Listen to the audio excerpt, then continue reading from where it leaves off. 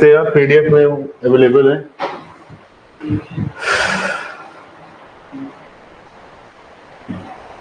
यहाँ पे एक फ्लो चार्ट है, फ्लो चार्ट के अकॉर्डिंग अभी हम आगे चलेंगे। ये जिसमें हमने लिखा था अर्थ मूवमेंट एंड फोर्सेस, कि अर्थ के ऊपर कौन कौन सी मूवमेंट्स है और कौन कौन सी फोर्सेस यहाँ पे वर्क करती है। सो यहाँ से आपका नेक्स्ट जो टॉपिक है वो स्टार्ट होएगा। और गुड मॉर्निंग सभी को। सो अर्थ मूवमेंट, यहाँ पे आपका नेक्स्ट फ्लो चार्ट था। इसमें दो प्रकार की फोर्सेस है, एक एंडोजेनेटिक, एक है एक्सोजेनेटिक। एंडोजेनेटिक मैंने आपको बताया था कि these are the internal forces जो कि अर्थ के ऊपर या अर्थ के इनसाइड लगती हैं। Exogenetic these are the external forces जो कि अर्थ के सरफेस के ऊपर जो एक्टिविटीज होती है उसके लिए जिम्मेदार है। सो एंडोजेनेटिक फोर्सेस में आपके पास है डायस्ट्रोफिक फोर्सेस, एक है आपका कैटास्ट्रोफिक फोर्सेस। तो मैंने आपको बताया था कि डायस्ट्रोफिक फोर्सेस का सिंपल मीनिंग है कि दीज आर स्लो मूवमेंट। यहाँ पे जब डायस्ट्रोफिक, सिंपल, अर्थ के ऊपर दो प्रकार की फोर्सेस वर्क कर रही है, एक है अर्थ के इंटरनल पार्ट में, एक है अर्थ के एक्सटर्नल पार्ट में, राइट। सो अगर मान लीजिए दिस इज योर अर्थ, तो अर्थ के इंटरनल पार्ट पे जो फोर्सेस वर्क कर रही है, for example this is the internal part, तो यहाँ पे जो भी फोर्सेस यहाँ पे वर्क कर रही है these are the endogenetic forces. जो इसके सरफेस के ऊपर फोर्सेस वर्क कर रही है these are the exogenetic forces. अब इसी में हमने देखा कि जो एंडोजेनेटिक फोर्सेस हैं ये आगे दो पार्ट्स में डिवाइडेड है, राइट। एक जो पार्ट है दैट इज डायस्ट्रोफिक और दूसरा जो है that is catastrophic.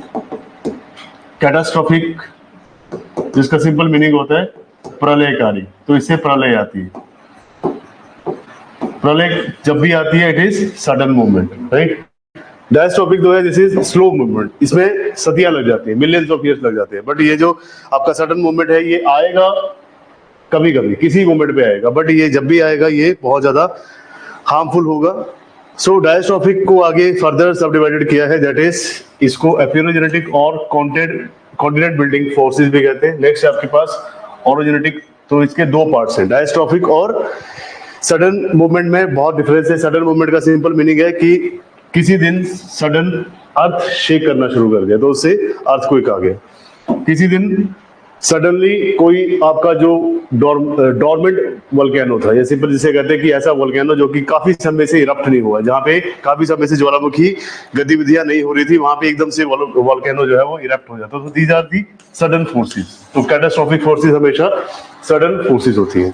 Diastrophic forces दो पार्ट्स में डिवाइडेड है। एक जो आपका पार्ट है that is continent building force, जिसे आप कहते हैं एपिरोजेनेटिक फोर्सेस। लास्ट टाइम हमने इसका फ्लो चार्ट बनाया था, इसको एपिरोजेनेटिक कहते हैं, एपिरोजेनेटिक फोर्सेस। एपिरोजेनेटिक का मतलब क्या है कि ये कॉन्टिनेंट बनाने का काम करती है।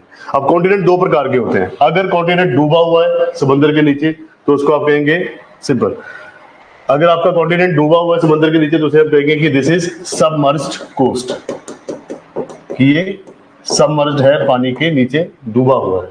अगर आपका कॉन्टिनेंट जो है वो कोस्टल एरिया से या फिर समुद्र के तट से ऊपर उठा हुआ है तो उसको कहते हैं इमर्जेंस या फिर इमर्ज्ड कोस्ट।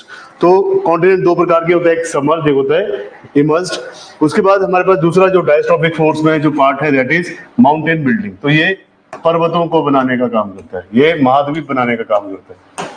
तो ये महाद्वीप या फिर कॉन्टिनेंट बनाता है और ये पर्वत बनाता है, राइट। सो अब मैंने आपको बताया कि जब भी माउंटेन्स बनते हैं तो दो प्रकार की फोर्सेस लगती है, एक होती है टेंशनल फोर्स, एक होती है कंप्रेशनल फोर्स। टेंशनल फोर्स का क्या मतलब होता है कि इट इज मूविंग अपार्ट, जब ये क्रस्ट को एक दूसरे से दूर लेके जा रही है, राइट। और जब क्रस्ट को फोल्ड कर रही है या फिर उसको कंप्रेस कर रही है तो उसको आप कहेंगे these are the fold mountains. तो जब भी कंप्रेशन होगा उससे फोल्ड माउंटेन बनेंगे, और जब भी फॉल्ट बनाया जाएगा या फिर जहां पे टेंशनल फोर्सेस लगेगी ऑपोजिट डायरेक्शन में जब फोर्सेस लगेगी तो उसको कहेंगे फोल्ड माउंटेन्स। तो these are fold and fold mountains. तो ये आपका एंडोजेनेटिक में डायस्ट्रोफिक है और कैटास्ट्रोफिक है। डायस्ट्रोफिक मैंने आपको बता दिया, एक तो कॉन्टिनेंट बनाता है, दूसरा माउंटेन्स बनाता है। कॉन्टिनेंट कितने प्रकार का बनाता है? अपवर्ड है। अपवर्ड कॉन्टिनेंट का मतलब सिक्का है कि दिस इज इमर्ज, मतलब ये समुद्र से ऊपर है, कोस्ट, ये जो समुद्री तट है, ये जो कॉन्टिनेंट है ये समुद्री तट से ऊपर उठा हुआ है। अगर ये डाउनवर्ड है तो इसका मतलब है कि ये जो आपका कॉन्टिनेंट है ये समुद्री तट से नीचे डूबा हुआ है।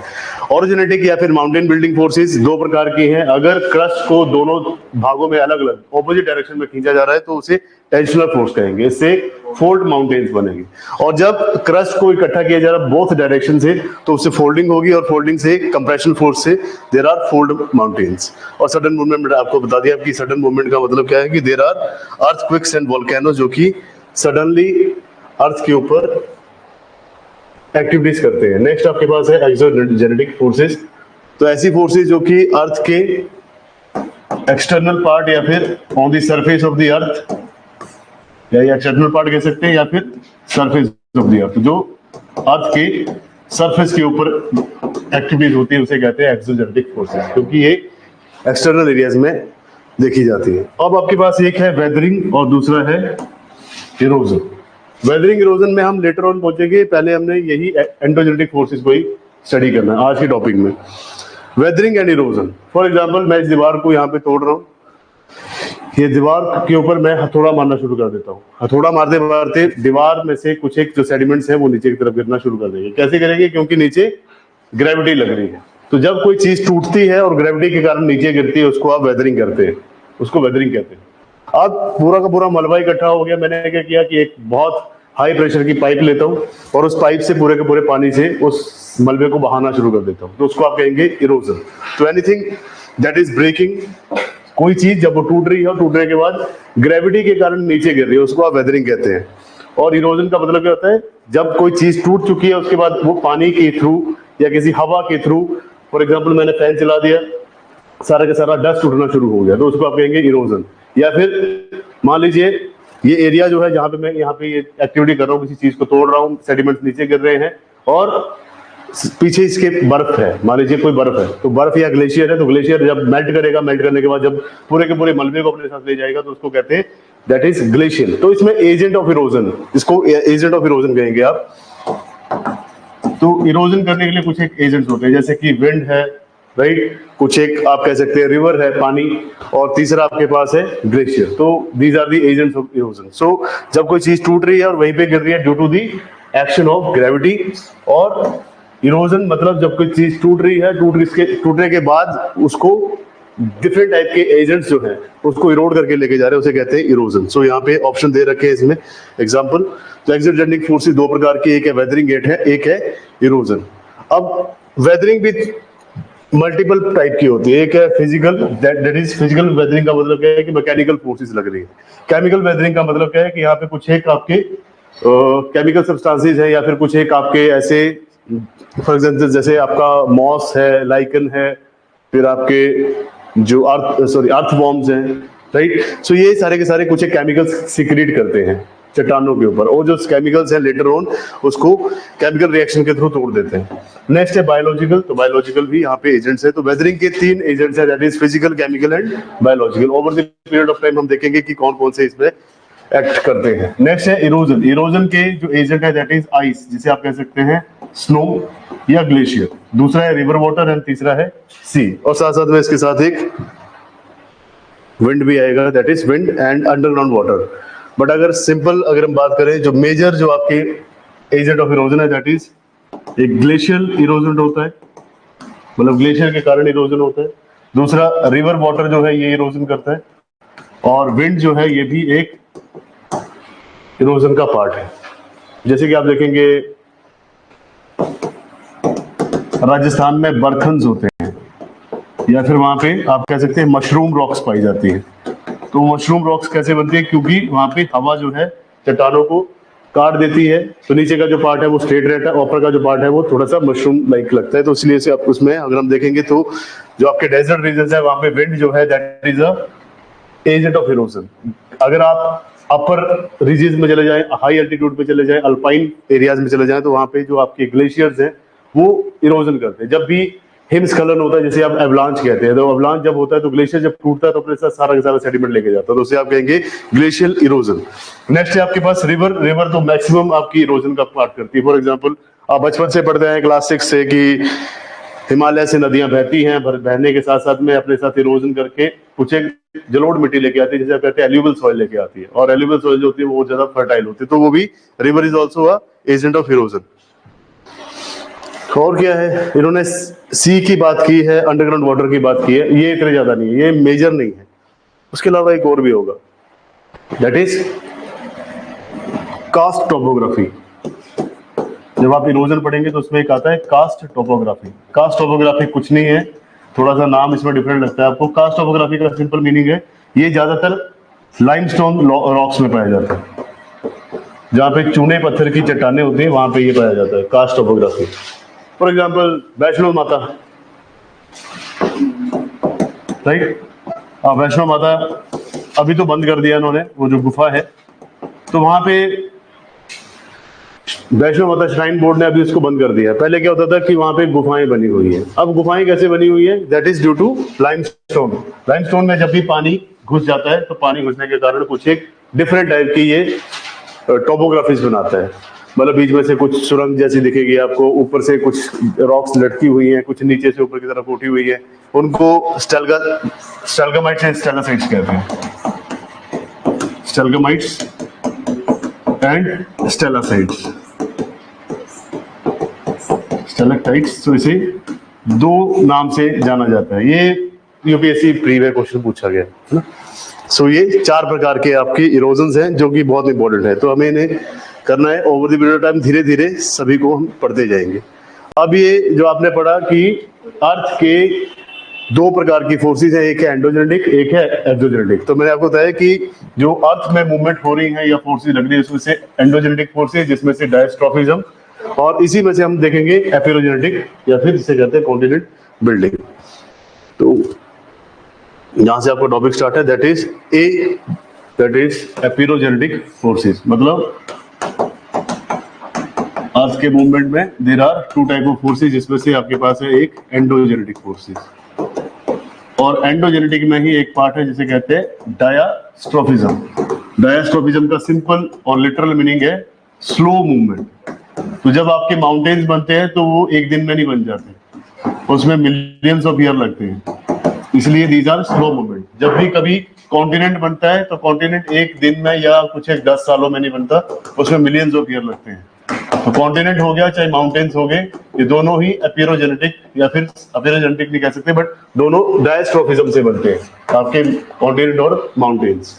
सो अर्थ के ऊपर दो प्रकार की फोर्सेस, एक है एंडोजेनेटिक, एक है एक्सोजेनेटिक। और एंडोजेनेटिक अगर हम बात करें तो एंडोजेनेटिक में जो फर्स्ट पार्ट है उसे कहते हैं डायस्ट्रोफिज्म। तो डायस्ट्रोफिज्म से बनते हैं आपके कॉन्टिनेंट्स। और जो दूसरा आपका है दैट इज कैटास्ट्रोफिज, जिसे कहते हैं कैटास्ट्रोफिक इवेंट, वो अर्थक्वेक एंड वोल्केनोस है। तो डायस्ट्रोफिज्म में आपका एक आता है कॉन्टिनेंट बिल्डिंग, एक आता है माउंटेन बिल्डिंग। तो कॉन्टिनेंट बिल्डिंग का जो पार्ट है उसे कहते हैं एपिरोजेनेटिक फोर्सेस। अब मैंने आपको बताया कि एपिरोजेनेटिक फोर्सेस का मतलब क्या है कि कॉन्टिनेंट बनाती है। कॉन्टिनेंट दो प्रकार के, एक कॉन्टिनेंट होता है दैट इज इमर्जेंस। इमर्जेंस का मतलब क्या है, भारत का पूर्वी तट, जो भारत का ईस्टर्न कोस्ट है, जिसे आप कहते हैं ईस्टर्न कोस्ट को सिंपल मीनिंग में समझना है तो कोलकाता, कोलकाता से आपका ईस्टर्न कोस्ट स्टार्ट होता है। उसके बाद क्या आता है ओडिशा, ओडिशा के बाद क्या आता है आंध्रा, आंध्रा के बाद तमिलनाडु, उसके बाद फिर आपका सबसे साउदर्न मोस्ट पॉइंट आ जाएगा जो कि कन्याकुमारी है। सो अगर आप बात करें ईस्टर्न कोस्ट की, तो ईस्टर्न कोस्ट ऑफ इंडिया जो है वो थोड़ा सा समुद्र से ऊपर उठा हुआ है, सिंपल सा मीनिंग। इमरजेंस का मतलब क्या है कि भारत का जो पूर्वी तट है वो समुद्र के जो आपका समुद्र का जो किनारा है उससे थोड़ा सा ऊपर उठा हुआ है। बट अगर हम बात करें सबमर्जेंस की, सबमर्जेंस का मतलब होता है कि ऐसा कोस्ट जो कि समुद्र में डूबा हुआ है, राइट, स्लैंटिंग है। फॉर एग्जाम्पल, क्या एग्जाम्पल दिया जाए, मान लीजिए कोई शिप आ रहा है ना, ये मान लीजिए समुद्र है, अब ये ऊपर उठा हुआ है। अब समुद्र से जब भी कोई शिप आएगा तो शिप डायरेक्टली इसके ऊपर नहीं चढ़ सकता, प्रॉब्लमेटिक है, जो ईस्टर्न कोस्ट में है। बट अगर आप वेस्टर्न कोस्ट की बात करें, वेस्टर्न कोस्ट मान लीजिए अगर यहाँ पे लैंड एरिया है, तो इस लैंड एरिया से अगर कोई शिप आना चाहता है तो ये नीचे को डूबा हुआ है, मतलब this part is under the sea. तो यहाँ पे इजिली, इसलिए कई बार क्वेश्चन पूछा भी जाता है आपके कि why there are more ports on the western coast of India rather than eastern coast of India, कि भारत के पूर्वी तट के ऊपर इतने बंदरगाह नहीं है जितने बंदरगाह आपके वेस्टर्न कोस्ट पे है। फॉर एग्जांपल ये जो पार्ट है ना, ये पार्ट, इसमें सिंपल समझिए, ये आपका समंदर है, दिस इज अरेबियन सी। तो भारत के वेस्टर्न पार्ट में देयर इज अरेबियन सी, यहाँ पे अरब सागर है, यहाँ पे there is bay of Bengal, तो यहाँ पे बंगाल की खाड़ी है, पूरा का पूरा पानी यहाँ पे, राइट। अब इसमें आपको ये समझना है कि ये जो आपका पार्ट है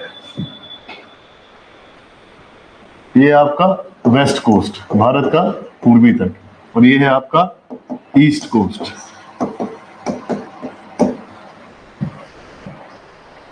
अब ये जो पार्ट है ना, ये पार्ट ये थोड़ा सा स्लांटिंग है, नीचे की तरफ को डूबा हुआ, दिस इज स्लांटिंग।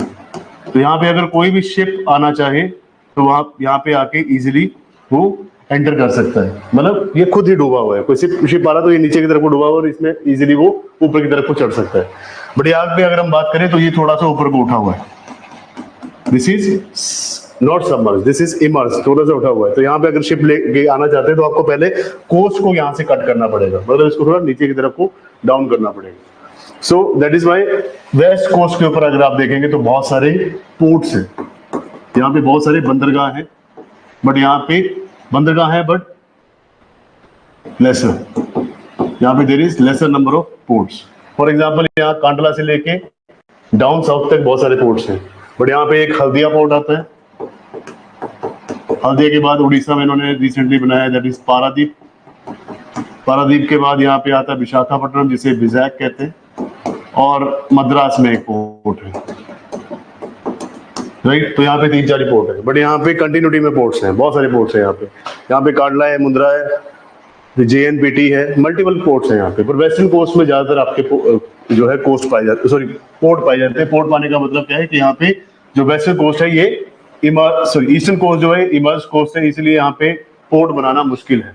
बट अगर हम बात करें सबमर्ज कोस्ट जो कि वेस्टर्न कोस्ट है, तो यहाँ पे ज्यादातर आपको बंदरगाह देखने को मिलते हैं। तो यहाँ पे अगर हम बात करें तो पोर्ट्स भी डिपेंडिंग अपॉन कॉन्टिनेंट, आपका कॉन्टिनेंट कौन सा है कि किस कॉन्टिनेंट की तरफ आप जा रहे हैं, उसी कॉन्टिनेंट के हिसाब से यहाँ पे आपके पोर्ट्स भी बनाए जाते हैं। तो वन इज इमर्ज, दूसरा है सबमर्ज। यहाँ तक समझ में आया?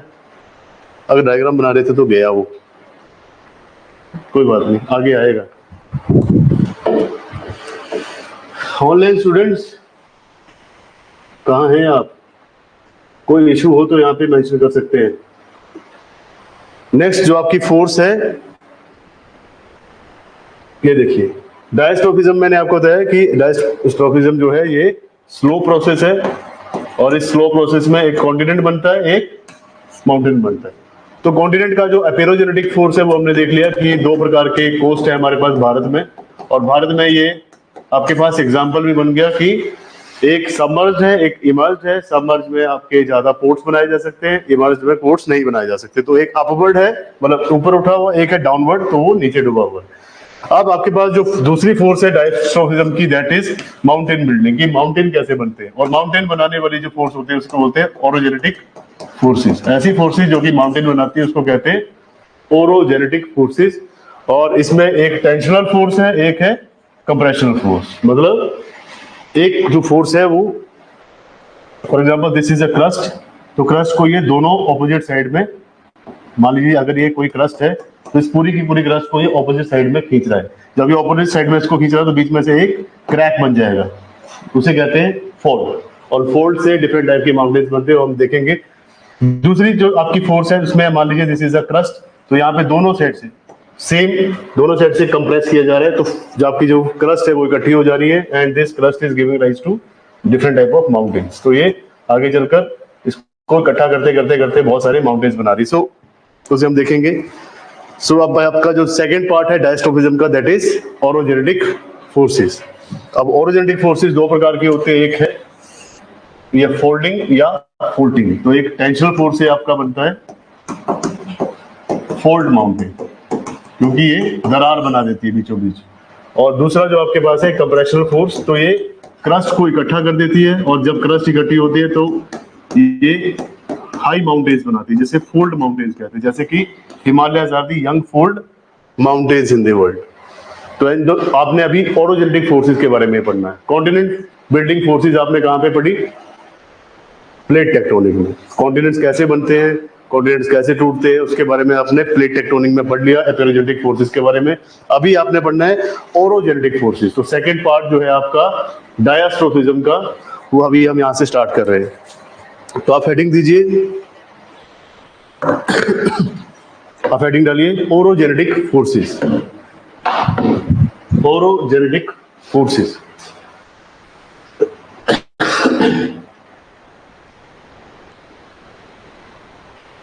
एनवायरमेंट की पीपीटी नहीं मिली जी हरमन, मैं ट्राई करता हूँ, आपको व्हाट्सएप कर देते हैं दोबारा से पीडीएफ जो आपकी है पीपीटी।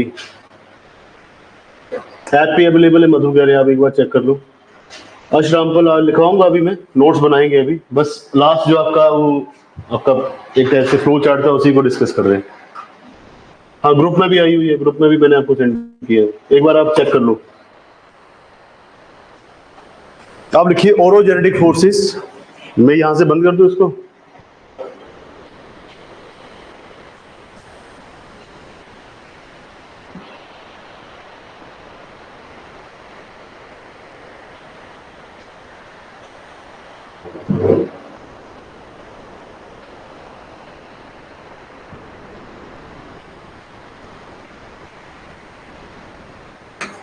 एक मिनट, थोड़ा सा मैं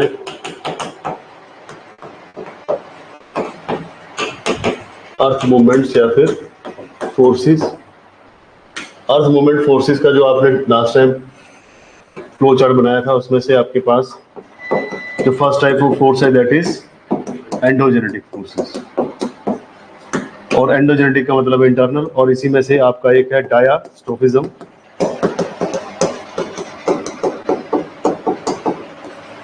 और एक है कैटास्ट्रोफिज्म या फिर कैटास्ट्रोफिक फोर्सेस। तो कैटास्ट्रोफिक का एक पार्ट जिसे आप कहते हैं अर्थक्वेक, ये तो कंप्लीट हो चुका है। वोल्केनो जो है ये आपका आएगा, सॉरी साइक्लोन आपका आएगा, किसमें आएगा साइक्लोन, ये आएगा आपका क्लाइमेटोलॉजी में, तो इसको हम लेटर ऑन करेंगे। ये कंप्लीट है, this is in climatology, right. अब डायस्ट्रोफिज्म में हमने देखा कि दो प्रकार की फोर्सेस हैं। देयर इज फर्स्ट फोर्स जिसे कहते हैं एपिरोजेनेटिक फोर्स,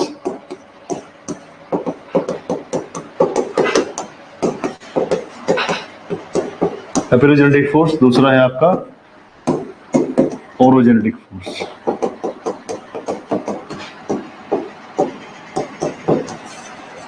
एपिरोजेनेटिक फोर्स में आपका सबमर्ज,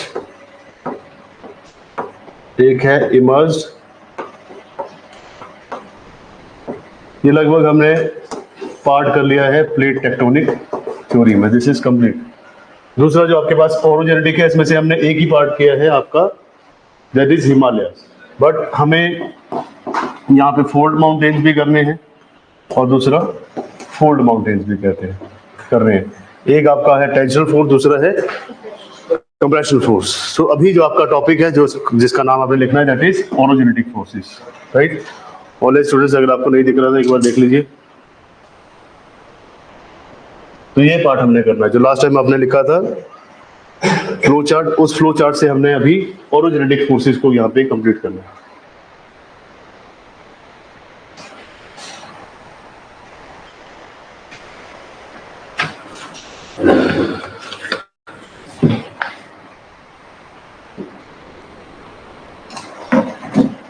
सो हेडिंग डालेंगे orogenetic forces,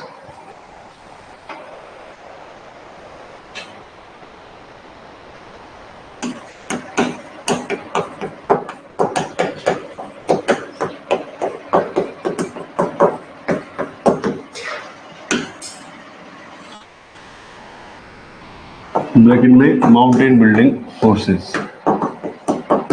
mountain building forces, पर्वत निर्माणकारी बल या फोर्सेस। सो ये पर्वत बनाने का काम करते हैं, माउंटेन्स बनाने का काम करती है ओरोजेनेटिक फोर्सेस।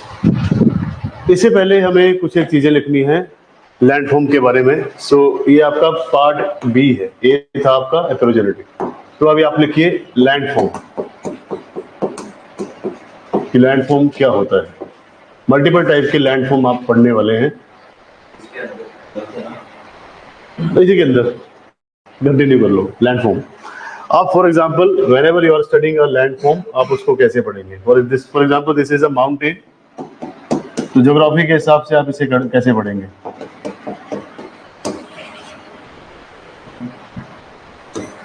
ये कोई माउंटेन है, तो जब हम के बात करते हैं कि this is a landform, landform का मतलब क्या कि माउंटेन। माउंटेन के अलावा देयर आर प्लेटोज ऑल्सो। प्लेटो ऐसा होता है जिसका जो टॉप है दैट इज फ्लैट, इसकी हाइट लगभग 900 मीटर से ऊपर नहीं जाती। ये भी एक ऐसे आपका प्लेटो है। तो जब भी आप किसी लैंडफॉर्म को पढ़ रहे हैं तो उसके लिए आपको कुछ एक चीजों का ध्यान रखना है। पहला, ये माउंटेन जो है, पहली बात कि ये माउंटेन की स्ट्रक्चर क्या है।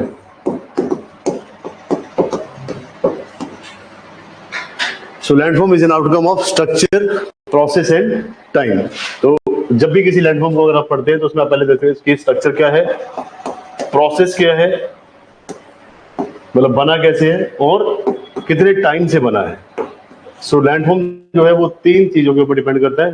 Landform is an outcome of structure, process and time.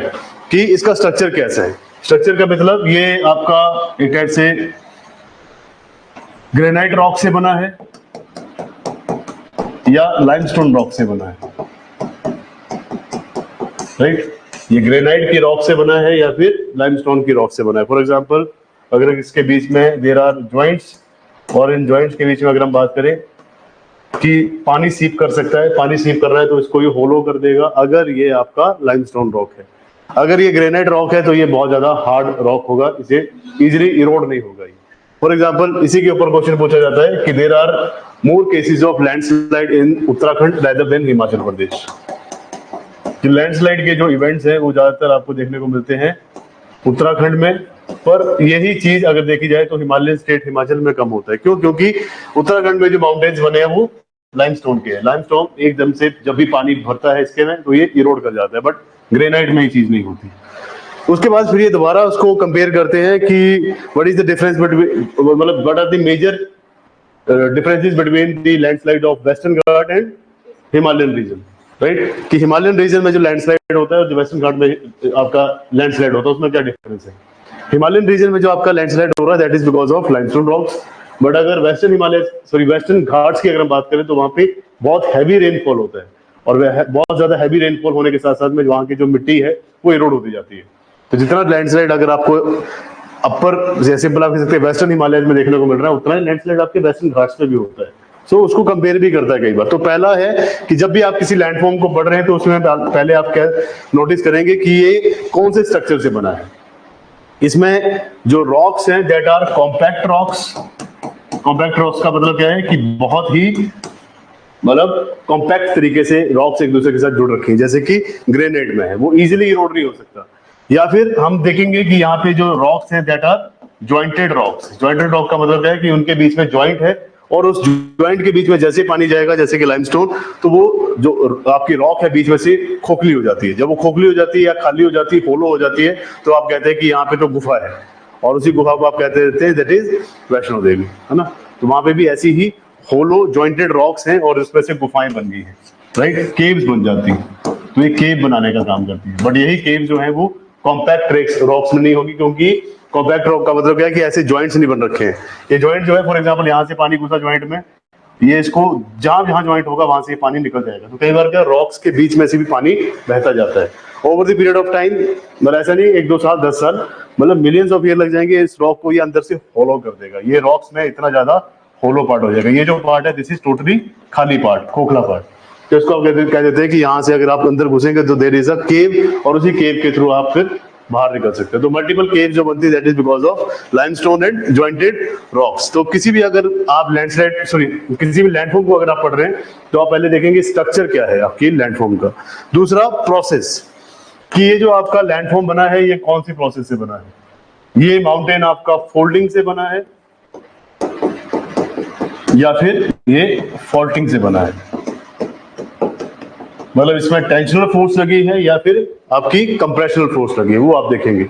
अब आप कहेंगे कि लास्ट जो आपके पास पैरामीटर है किसी भी लैंडफॉर्म को पढ़ने का कि ये कितनी पुरानी लैंडफॉर्म है। ये अरावली है जो कि मिलियंस ऑफ ईयर पहले बनी हुई है, या फिर ये यंग फोल्ड माउंटेन्स है जो कि टर्शरी पीरियड में बने हैं। तो आप स्ट्रक्चर, प्रोसेस, टाइम तीनों को ही आप स्टडी करते हैं जब भी आप किसी लैंडफॉर्म को पढ़ते हैं। तो आप हेडिंग डालिए landform, heading that is landforms, sorry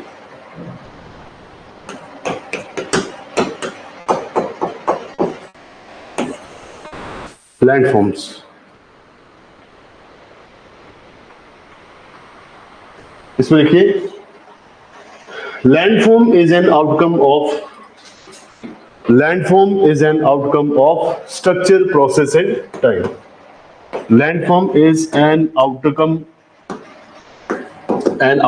of structure, process and time.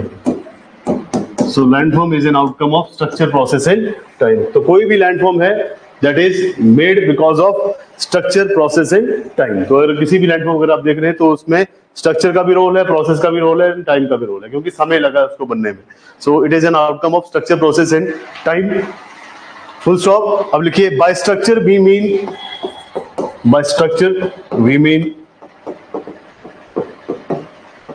Structure we means, structure we means minerals that are present in the rock, minerals that are present in the rock, minerals that are present in the rock, minerals that are present in the rocks, comma folding and faulting,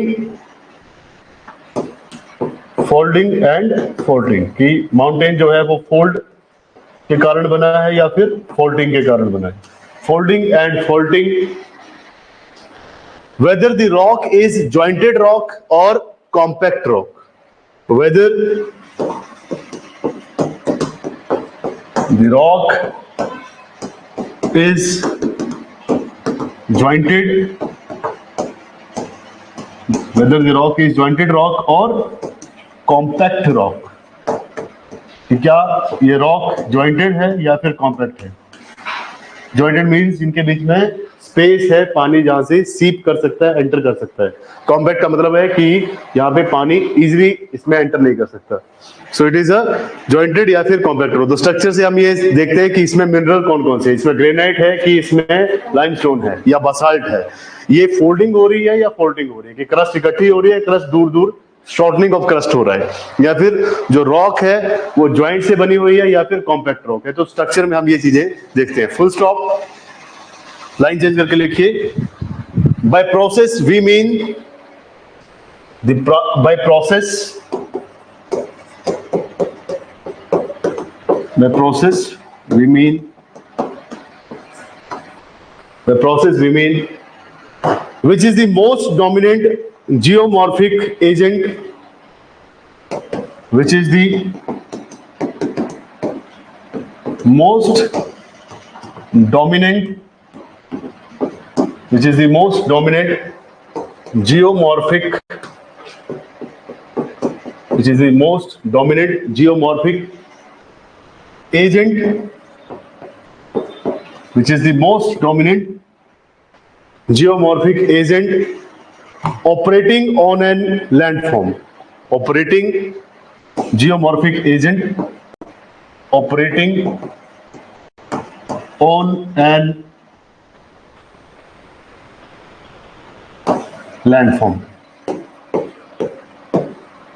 So दूसरा इसमें point है कि process से हम ये देखते हैं, मतलब प्रोसेस मीन्स कौन सी प्रक्रिया इसके ऊपर लागू हो रही है, कौन सा प्रोसेस इसके ऊपर लागू हो रहा है या फिर इसके ऊपर एक्ट कर रहा है, जिसके कारण ये जो आपका रॉक है इसमें चेंजेस देखने को मिल रहे हैं। Keyword which is the most dominant geomorphic agent है। जियोमॉर्फिक एजेंट मैंने आपको बताया था, there are agents of erosion, कि विंड की वजह से ये माउंटेन जो है वो इरोड हो रहा है, रिवर की वजह से जिसे आप कहते हैं फ्लूवियल इरोजन, या फिर ग्लेशियर की वजह से जो माउंटेन है इसमें चेंजेस देखने को मिल रहे हैं। तो कौन सी जियोमॉर्फिक एजेंट है या प्रोसेस है जिसके कारण ये माउंटेन जो है इसका इरोजन हो रहा है, इसकी वेदरिंग हो रही है, तो इसमें हम देखेंगे कि कौन सी एक्ट कर रहा है इसके ऊपर। तो एग्जाम्पल लिखिए आप, एग्जाम्पल यही आएंगे। Example glacier, wind and river. Example glacier, wind and river. तो इन तीनों में से कौन सा एजेंट जो है इस माउंटेन को इरोड कर रहा है या इसके ऊपर अपनी प्रोसेस कर रहा है। लास्ट है by time, by time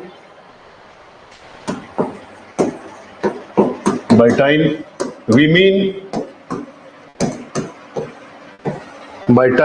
mean whether the landform is in youthful stage. By time we mean whether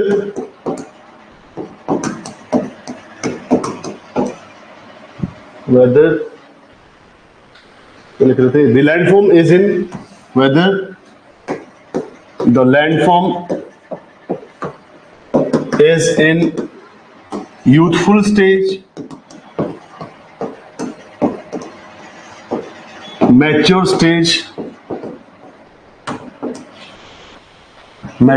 stage, or in old stage। तो टाइम में हम ये देखते हैं कि जो भी आपके पास लैंडफॉर्म है, क्या ये यूथफुल स्टेज में है, अपने मैच्योर स्टेज में है, या फिर ओल्ड एज में है। तो हम इसमें टाइम ही देखते हैं कि ये रिसेंटली बना है, या फिर अभी इसका मिडिल टाइम चल रहा है, या फिर ये बिल्कुल इरोड होने के बाद खत्म होने वाला है। सो हम इसमें देखते हैं कि what are the stages that are going on the any landform. जो भी लैंडफॉर्म आप पढ़ रहे हैं, फॉर एग्जाम्पल अगर आप किसी पर्वत के बारे में पढ़ रहे हैं, फॉर एग्जाम्पल एक आपके पास है mount Everest, right. So this is mount Everest. और दूसरी जगह पे आपके पास है, कोई बात नहीं, अब बैठो। दूसरा आपके पास है अरावली, जिसकी हाइट दैट इज डिन्यूडेड। मैंने आपको क्लास फर्स्ट में बताया था कि Aravalli is a block mountain right now, और it has been reduced to its size बहुत, मतलब it was as much as high जितना अभी आपके पास माउंट एवरेस्ट है। But due to denudation, denudation में आपके दोनों ही पार्ट आते हैं, वेदरिंग एंड इरोजन। तो due to the processes of weathering and erosion, denudation, Aravalli जो है अपने साइज से मतलब मोर देन हाफ से भी नीचे है, अभी जब इरोड हो चुका है। फॉर एग्जाम्पल सबसे highest point is the Raisina hill, Raisina hill that is president house. तो सबसे ऊंचा जो पर्वत है आपका अरावली का, वो है आपका रायसीना हिल। मतलब अरावली में वैसे तो आपका गुरु शिखर सबसे टॉप पे है, बट जहां से शुरू हो रहा है, सो रायसीना हिल से शुरू होता है and then it will go up to south western part of आपका राजस्थान। तो ये रायसीना से स्टार्ट होके लगभग राजस्थान तक फैला हुआ है, और अरावली अपने साइज से बहुत ज्यादा डिन्यूड हो चुका है। सो सिंपल हम इसमें देखेंगे कि Aravalli is in the youthful stage, mature stage, या फिर ओल्ड एज। लगभग ये it is in the old age, या जिसे आप कह सकते हैं ओल्ड स्टेज। और ये क्या है, यूथफुल स्टेज में, young fold mountain, it is in the youthful stage, क्योंकि रिसेंटली ही ये बना है। फुल स्टॉप के बाद पैराग्राफ चेंज। अब लिखिए landform is an outcome of, landform is an outcome of both, landform is an outcome of both endogenetic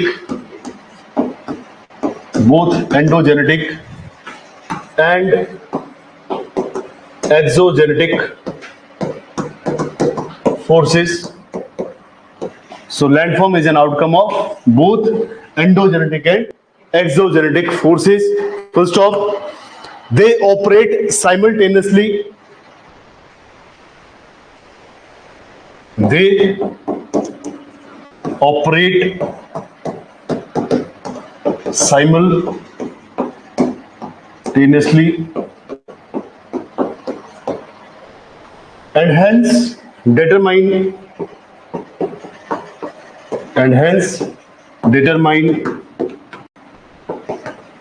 the height of a landform, and hence they determine the height of a landform.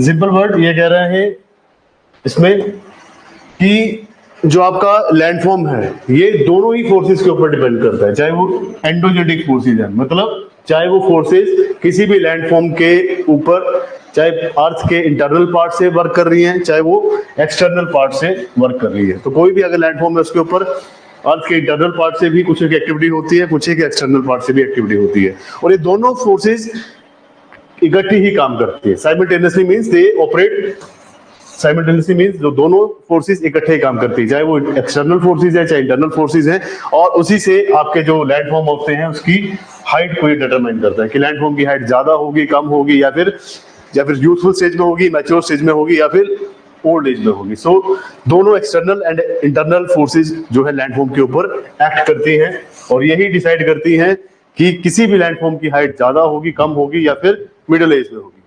आगे लिखिए, endogenetic forces are known as constructive forces. Endogenetic forces are constructive forces. Endogenetic forces are constructive forces because they increase the height of a landform. Because they increase the height of a landform. तो जो आपकी internal forces हैं या फिर जिन्हें आप endogenetic forces कहते हैं, these forces are constructive forces, means ये कंस्ट्रक्शन का काम करती है, राइट। फॉर एग्जांपल वोल्केनो कभी भी इरप्ट हो रहा है, it will construct mid oceanic ridges. कभी भी there is a internal force जिसे आप कहते हैं शेकिंग ऑफ द अर्थ या सेस्मिक एक्टिविटी। तो जब भी सेस्मिक एक्टिविटी होती है तो चीजें तोड़ता भी है बट वो चीजें बनाता भी है। So endogenetic forces are constructive forces because ये किसी भी लैंडफॉर्म की हाइट को इंक्रीज करता है। नेक्स्ट देखिए, exogenetic forces.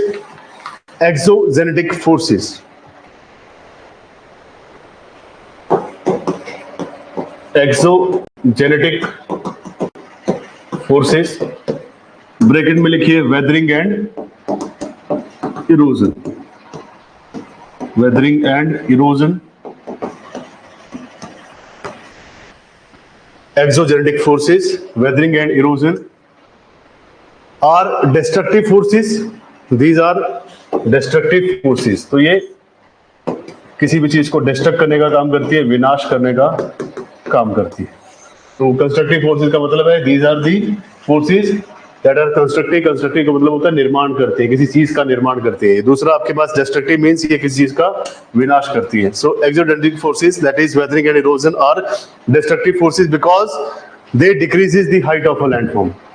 Because they decreases और reduce the height of a landform. So they decrease और reduces the height of a landform.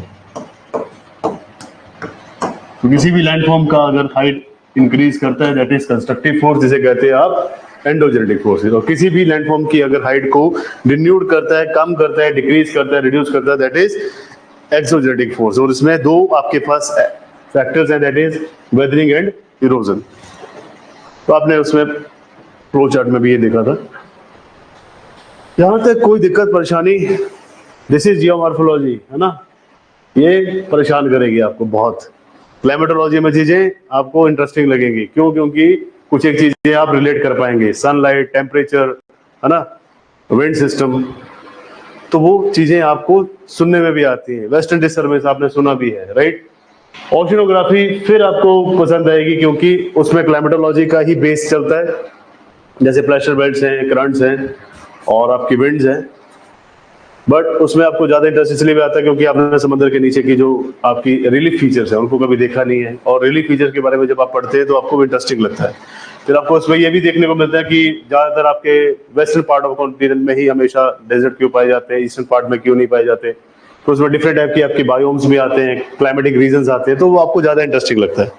But यहाँ पे क्या है, यहाँ पे आप पढ़ रहे हैं इसको, जियोमॉर्फोलॉजी का लिटरल मीनिंग इज आप जियोलॉजी पढ़ रहे हैं ना, रॉक्स के बारे में पढ़ रहे हैं, रॉक बनी कैसे है, माउंटेन कैसे बना है। तो जियोलॉजी थोड़ी सी है ऐसी कि जिसमें आपका मन नहीं लगेगा, मजा नहीं आएगा, है ना, क्योंकि इसमें इंटरेस्टिंग कोई स्टोरी है ही नहीं। यहाँ पे सिंपल एक तो करती है काम थ्योरी, और थ्योरी बेस करती है आपके कॉज एंड इफेक्ट के ऊपर, कारण क्या है और इसका प्रभाव क्या पड़ रहा है। सो ये कॉज एंड इफेक्ट के ऊपर ही लाई करता है। सो ये एक टाइप से आपका फिजिक्स है। क्लाइमेटोलॉजी आपका केमिस्ट्री है, फिजिकल केमिस्ट्री, सिंपल, क्योंकि उसमें टेम्परेचर, एटमॉस्फेयर, ये सब चीजें पढ़ती है, तो वो आपका फिजिकल है। बट ये दिस इज फिजिक्स, जहाँ पे थ्योरी, उसके बाद उसका परिणाम, उसके बाद उसका कंक्लूजन। सिंपल, आपने लिखा कि this is continental drift theory था, उसमें आपने इंट्रोडक्शन लिखा, आपने बोला कि कौन कौन सी आप फोर्सेस को एज्यूम कर रहे हैं, और थ्योरी में आपने लिखा कि क्या क्या पार्ट हुए, आपने बाद में लिखा कि इसमें एविडेंस क्या है, मतलब प्रूफ भी देते हैं ना आप, जब भी आप थ्योरीज करते हैं या फिर जब भी आप कोई डेरिवेशन करते हैं फिजिक्स में। उसके बाद उसका आप सिग्निफिकेंस लिखते हैं कि इसका इंपॉर्टेंस क्या है, लास्ट में आप कंक्लूड कर देते हैं कि इससे हमें ये पता लगता है, हैंस प्रूव्ड, है ना। सो that is part, this is physics. एक ऐसे ये आपके फिजिक्स का पार्ट बन रहा है। इसलिए मैं geography, science and technology and environment पढ़ाता हूँ, क्योंकि तीनों एक दूसरे के साथ लिंक करते हैं, क्योंकि इसमें भी साइंस चलती है, साइंस एंड टेक में तो साइंस ही चलती है, एनवायरनमेंट में भी लगभग आपका साइंस चलता ही है, बायोलॉजी पार्ट, और आपके साइंस एंड टेक में भी बायोटेक्नोलॉजी आता है। सो ये तीनों के तीनों एक दूसरे के साथ इंटरेक्ट करते हैं, समझ गए। तो यहाँ पे ज्यादातर आपको चीजें नई दिखने को मिलेंगी और आपको इंटरेस्टिंग कम लगेगी, बट इंटरेस्टिंग बनाना पड़ेगा अगर एग्जाम क्लियर करना है तो।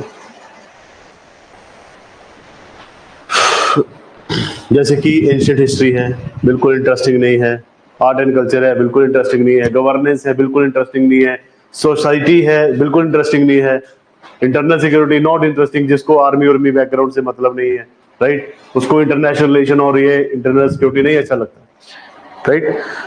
फॉर एग्जाम्पल इकोनॉमिक्स है, नहीं आपको कई लोगों को अच्छा लगेगा कि क्या यार बस कैलकुलेशन करते रहो, जीडीपी, एनपीए, है ना, आपका बैलेंस ऑफ पेमेंट्स, ये सब चीजें वो आपको नहीं इंटरेस्ट लगेगी जब तक आप इंटरेस्ट ना ले।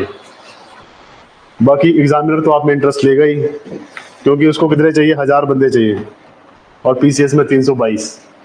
तो इंटरेस्ट आप नहीं लेंगे तो वो किसी और में इंटरेस्ट ले लेंगे, है ना, और जिसमें इंटरेस्ट लेंगे वो सिलेक्ट हो जाएगा। अब आपका पार्ट है that is orogenetic forces.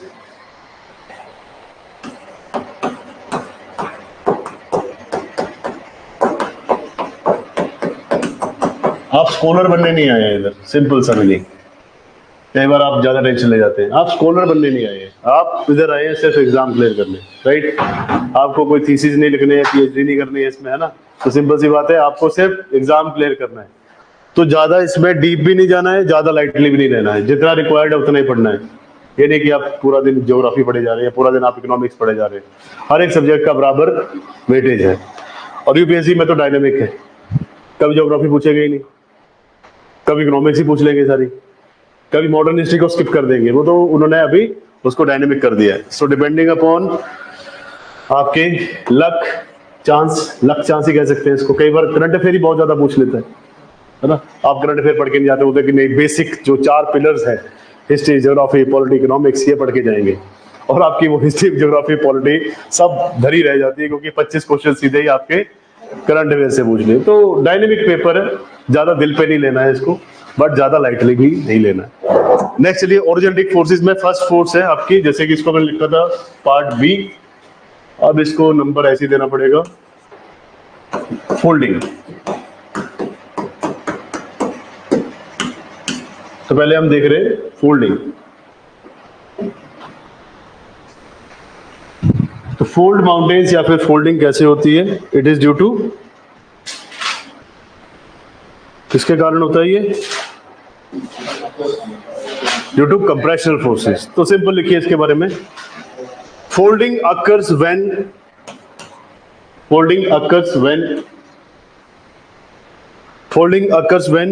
the landform is uprapt, when landform is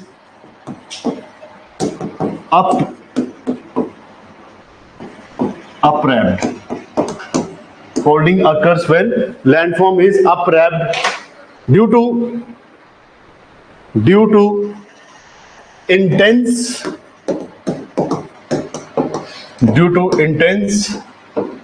compressional forces, intense compressional forces। तो फोल्डिंग कब होती है किसी भी क्रस्ट की? जब लैंडफॉर्म को आप बहुत ज्यादा इंटेंसिव फोर्सेस के साथ, दैट इज कंप्रेशनल फोर्सेस के साथ उसको आप फोल्ड करते हैं। जैसे कि मैंने आपको पेपर फोल्ड करके दिखाया था उस दिन ना, पेपर लिया, पेपर को दोनों साइड से आपने पुश किया तो पेपर ऊपर की तरफ उठ रहा है, मींस वो उस क्रस्ट को इकट्ठा कर रहा है। जब आप पेपर को बिल्कुल खींच देंगे दोनों साइड से प्रॉपर फुल फोर्स लगा के, तो पेपर बीच में से फट जाएगा, means that is fault. Fault का मतलब है कि क्रैक पड़ गया या फिर जिसमें गैप आ चुका है दोनों लैंडफॉर्म के बीच में। अब ये जो गैप है ये रिफ्ट वैली बना देता है, उसके दोनों साइड पे जो एरिया बच जाता है दैट इज ब्लॉक माउंटेन। समझ में आ रहा है?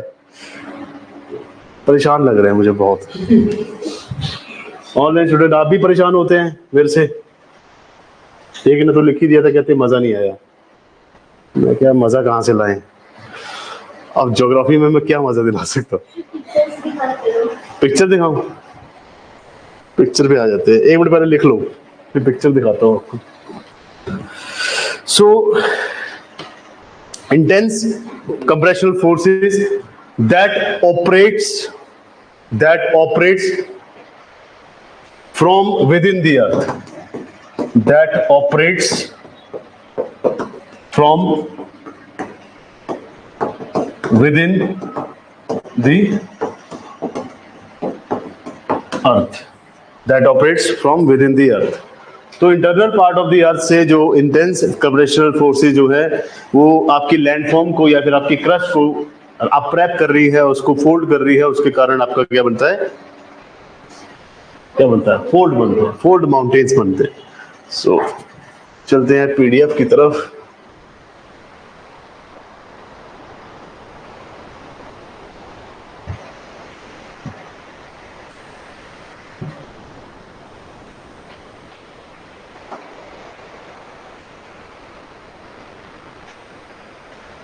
ऑनलाइन स्टूडेंट बहुत अच्छे हैं, कहते नहीं सर बहुत कुछ नया सीख रहे हैं। थैंक यू प्रभजोत, एटलीस्ट मुझे तो मोटिवेशन मिल रहा है। अब देखो ये आपने लिखा दैट इज ऑरिजिनेटिक फोर्सेस दो प्रकार की हैं, एक है आपके पास फोल्डिंग एंड दूसरा है फोल्डिंग। अब फोल्डिंग एंड फोल्डिंग में आपने देखा कि देयर इज अ लैंडफॉर्म। तो लैंडफॉर्म जो है स्ट्रक्चर, प्रोसेस और टाइम के ऊपर डिपेंड करती है। स्ट्रक्चर का मतलब है कि रॉक आपकी जॉइंटेड रॉक है, कॉम्पैक्ट रॉक है, फोल्डिंग से बनी है, फोल्डिंग से बनी है। प्रोसेस का मतलब है कि कौन सा इसमें एजेंट ऑफ इरोजन काम कर रहा है, ग्लेशियर, रिवर या विंड इसको इरोड कर रहा है। टाइम का मतलब है कि आपका जो माउंटेन है, प्लेटो है, ये यूथफुल स्टेज में, मैच्योर स्टेज में या फिर ओल्ड एज में है।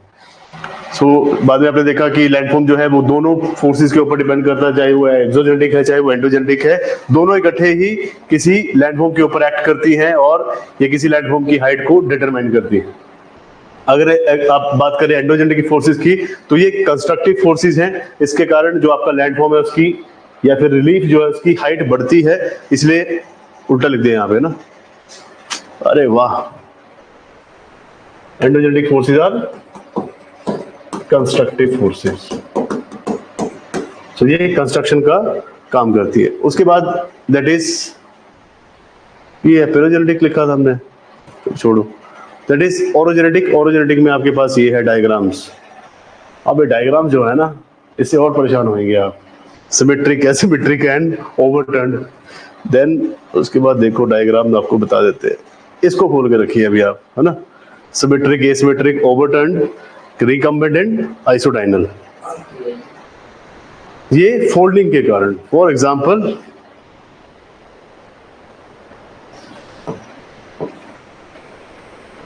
ये पूरा का पूरा part it is filled with crust, इसमें क्रस्ट है। अब हमने देखा है कि फोल्ड कब होता है, जब यहां से भी फोर्स लग रही है, यहां से भी फोर्स लग रही है, इसको बोलते हैं कंप्रेशनल फोर्स।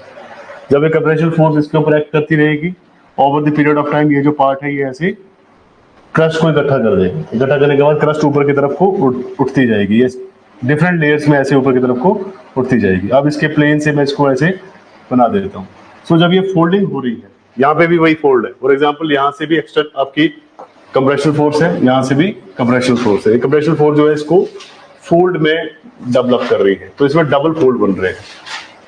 जब फोल्ड दोनों एक बराबर है, एक ही सिमेट्री में है, तो उसका कहेंगे आप सिमेट्रिकल फोल्ड। जब फोल्ड एक फोल्ड ऊंचा है, एक फोल्ड थोड़ा सा नीचा है, तो उसका कहेंगे दिस इज एसिमेट्रिकल, क्योंकि ये एक बराबर नहीं है। So this is asymmetrical fold. जब फोल्ड ओवरटर्न हो जाए, मतलब जितना आप इसको टर्न करना चाहते हैं बट उससे ओवर हो जाए, दैट इज ओवरटर्न फोल्ड। सो ये ओवरटर्न फोल्ड का एग्जांपल है। कई बार क्या होता है कि फोल्ड एक टूट जाता है और अलग अलग हो जाता है, तो उसे आप रिकम्बेंट फोल्ड कहते हैं। और आइसोडेनल, जो आपका आइसोडेनल का सिंपल मीनिंग है दीज आर इक्विवेलेंट, मतलब इसके बेस से लेके हाइट तक अगर आप देखेंगे तो एक बराबर है दोनों। तो आइसोडेनल मतलब एक बराबर, ठीक है। So these are fold and folds. तो आपने लिखा folding occurs when landform is upwarped due to intensive या intense compressional forces that operates from within the earth. Full stop, paragraph change. फिर लिखिए folding occurs in relatively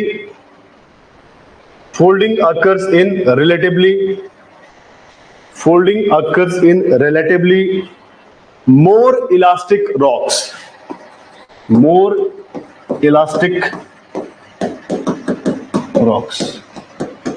folding occurs in relatively more elastic rock। For example आप किसी चीज को fold कर रहे हैं, फॉर एग्जाम्पल आपने एक सरिया ले लिया, सरिया है ना, TMT सरिया है ना। अब सरिया को आप फोल्ड करते जा रहे हैं, उसको दोनों साइड से आप प्रेस कर रहे हैं, सरिया फोल्ड हो जाएगा। कैसे? क्योंकि वो इलास्टिक है। अब आप एक लकड़ी ले लें, लकड़ी का ब्लॉक लिया, उसको आप फोल्ड करना चाहते हैं, फोल्ड इन द सेंस दोनों साइड से उसको फोर्स लगा रहे हैं, बीच में से क्रैक कर जाएगा। क्यों? क्योंकि वो इलास्टिक नहीं है। तो जो चीज इलास्टिक होगी वही फोल्ड होएगी, और अगर ज्यादा वो सख्त होएगी या ज्यादा वो हार्ड होएगी तो वो टूट जाएगा। और टूटता क्या है? जो कि इलास्टिक नहीं है। दैट इज व्हाई ये कह रहे हैं कि folding occurs in the relatively more elastic rocks as even after compressive forces, as even after compressive forces they are not broken, as even after compressive forces they are not broken। ये कह रहे हैं कि ज्यादातर जो आपका ये folding का प्रोसेस है ये उन रॉक्स में होता है जो कि इलास्टिक है, बिकॉज इवन फोल्ड करने के बाद भी ये जो है टूटती नहीं है, इसलिए ये फोल्ड होती जा रही है। Full stop. Folding results into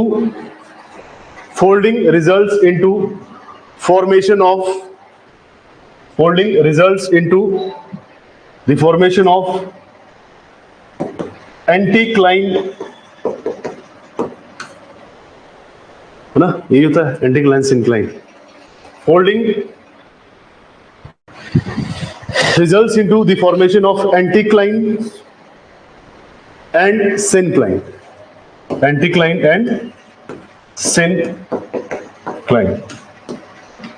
जिनकी लास्ट टाइम आपने की है पहले ज्योग्राफी, है ना, उसमें ये सब हुआ है फिर ठीक है, नया तो लग रहा। Anticline and syncline. तो जब भी फोल्डिंग होगी तो उससे कुछ एक एंटीक्लाइन बनेगी और कुछ एक सिंक्लाइन बनेगी। एंटीक्लाइन का मतलब क्या होता है कि फोल्ड का अपर पार्ट, एंटीक्लाइन का मतलब होता है literal meaning that is mountains, और सिंक्लाइन का मतलब होता है वैली। इसको घाटी कहेंगे और इसको पर्वत कहेंगे। So anticline is a mountain and syncline is a lower most part, जिसे आप कहते हैं घाटी। फॉर एग्जाम्पल ये माउंटेन है, ये माउंटेन है, ये माउंटेन है, राइट। अब ये मान लीजिए this is great Himalaya, this is middle Himalaya, this is Shivalik, या जिसे आप आउटर हिमालय कहते हैं। अब इन हिमालयस के बीच में यहाँ पे फर्टाइल लैंड होता है जिसको आप कहते हैं वैलीज, प्लेन एरिया, जैसे कि कश्मीर क्या है? घाटी है। उसके बाद फिर अगेन मिडल हिमालय और शिवालिक के बीच में भी एक एरिया होता है जो कि फर्टाइल प्लेन है, इसको आप कहते हैं घाटी। तो जो अपर मोस्ट पार्ट होता है इसको आप कहेंगे दिस इज एंटीक्लाइन, सॉरी, इसको आप लिखेंगे दिस इज एंटीक्लाइन, मीन्स ये आपका upper most part is anticline और जो लोअर मोस्ट पार्ट है, दिस पार्ट, इसको आप कहेंगे दिस इज सिनक्लाइन। तो सिनक्लाइन का मतलब होता है घाटी और एंटीक्लाइन का मतलब होता है पर्वत या फिर अपर मोस्ट पार्ट किसी भी फोल्ड का। समझ में आ रहा है? अरे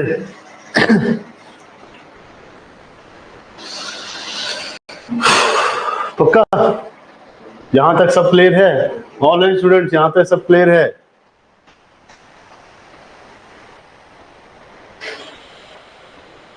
एनसीईआरटी के 2 चैप्टर कर लिए हैं प्रभजोत ने, ओके। अभी आगे के 2 चैप्टर और करने हैं आपने, आप लोगों ने किए? नहीं, आपने एनसीईआरटी के साथ साथ में चैप्टर्स करने हैं। सर की तरफ से भी है आपके लिए एक टाइप से इंस्ट्रक्शन की, साथ साथ में एनसीईआरटी भी करते जाना है। 2 चैप्टर कहे थे मैंने आपको लास्ट टाइम, इस हफ्ते आपने 2 चैप्टर अगले पढ़ने हैं, तीसरा और चौथा। जिन्होंने पहले 2 नहीं पढ़े वो पहला दूसरा तीसरा चौथा इकट्ठे पढ़ेंगे। कुछ नहीं है, 6 क्लास के एनसीईआरटी 20 पेज होंगे हद से हद, और उसमें भी कार्टून ज्यादा बनाए होते हैं, है ना, क्योंकि छोटे बच्चों के लिए तो वहां पे पिक्चर ज्यादा होती है। इतना समझ में आ गया? अब नेक्स्ट देखिए, एंटीक्लिनोरियम।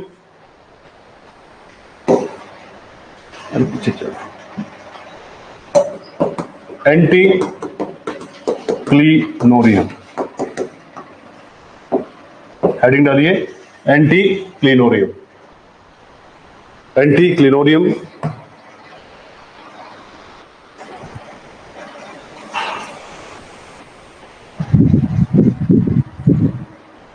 जो लिखिए एंटीक्लिनोरियम में, on one large anticline,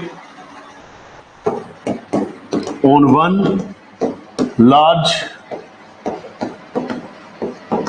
anticline, on one large anticline, if there are several, on one large anticline, if there are several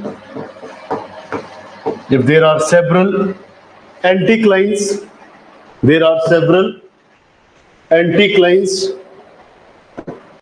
several anticlines and synclines,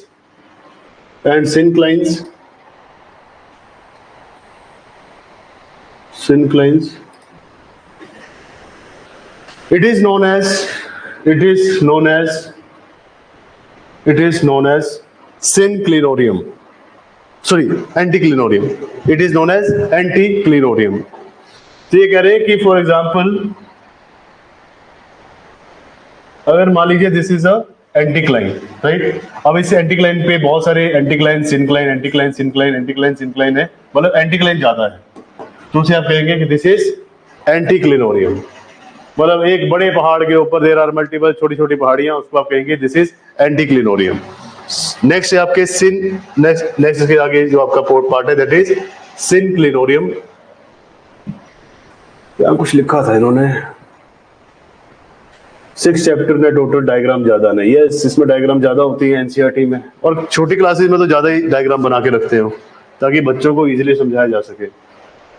अभी मैंने एक देखा था इंस्टाग्राम पे, मीम देखा था, तो हमें 2nd क्लास के बच्चे को एआई की बुक लगा रखी है, देखा आपने कितना फेमस हो रहा है वो, और उसी एआई की बुक में बता रखा है यूट्यूब कैसे चलाना है ना, डाउनलोड कैसे करने हैं, ये सब A to Z। मैं देख रहा हूँ हमारे वाले टाइम पे कुछ नहीं था, अब आगे आगे रोबोट्स आने वाले हैं, बच्चे रोबोट्स होंगे, वो इजीली काम कर लेंगे। सो नेक्स्ट आप देखिए इसमें, और कलरफुल बुक थी, बहुत अच्छी है। नेक्स्ट है सिनक्लिनोरियम।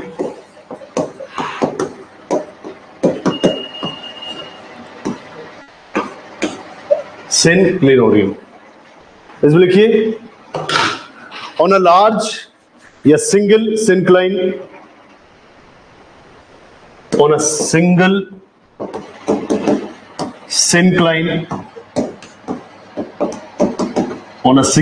syncline, if there is more than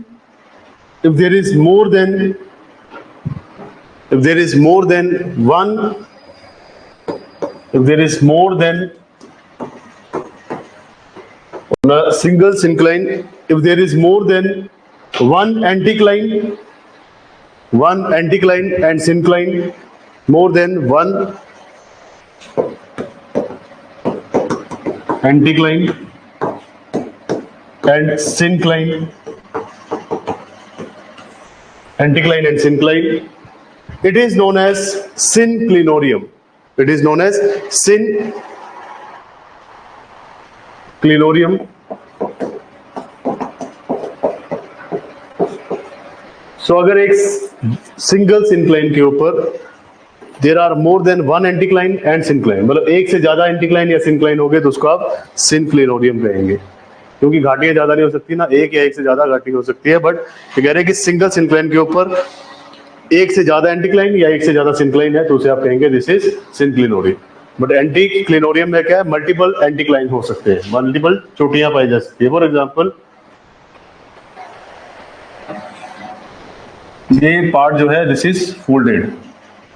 अब इसके ऊपर छोटी छोटी बहुत सारी पहाड़ियां पाई जा सकती है, पर इन छोटी छोटी पहाड़ियों के ऊपर आपको उतनी ज्यादा घाटियां देखने को मिलेंगी. घाटी आपके पास एक ही होगी, दिस इज अपर, मतलब मोस्ट फर्टाइल लैंड, या फिर जिसे आप कह सकते हैं कि बहुत ब्रॉड वैली.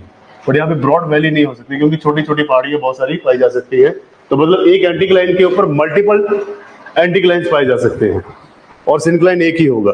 बट अगर आपके पास सिंक्लिनोरियम है तो सिंक्लिनोरियम में आपके पास एक से ज्यादा एंटीक्लाइन हो सकते हैं या एक से ज्यादा आपके पास सिंक्लाइन, मतलब एक से ज्यादा पर्वत हो सकते हैं या एक से ज्यादा आपके पास एक वैली हो सकती है. बट यहाँ पे वैली ज्यादा नहीं हो सकती, बट यहाँ पे छोटी छोटी पहाड़ियां बहुत ज्यादा पाई जा सकती है. सो सिंपल सिंक्लिनोरियम एंड एंटीक्लिनोरियम, मतलब ये कॉन्सेप्ट है सिंपल. अब इसमें आप टाइप देखेंगे कि टाइप्स कितनी होती हैं आपके फोल्ड्स की. तो आप देखिए type of folds, types of fold, कि फोल्ड कितने प्रकार के होते हैं. जब कंप्रेशनल फोर्सेस लगती है तो फोल्ड कितने प्रकार के होते हैं. This is types of fold, types of folds.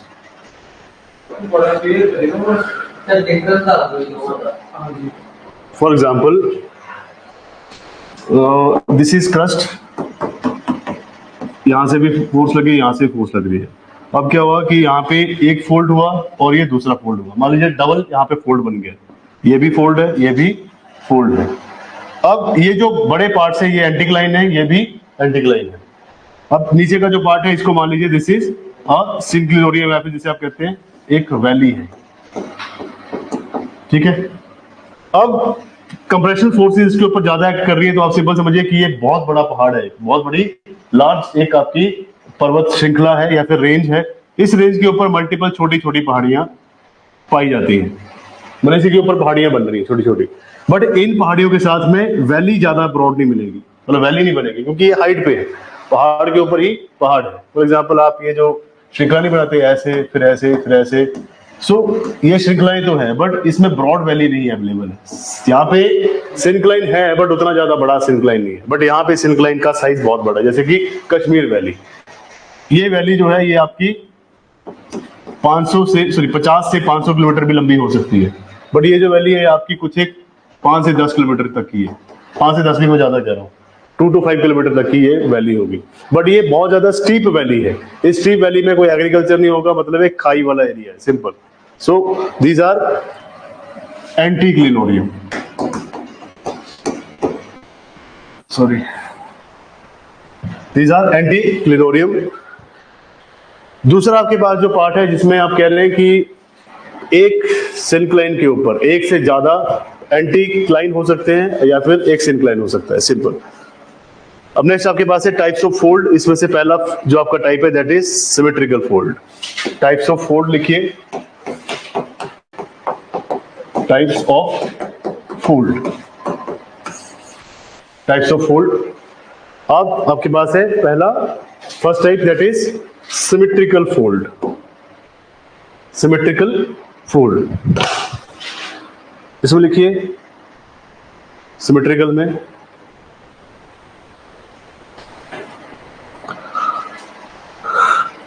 if both the folds are if both the limbs of the fold, if both the limbs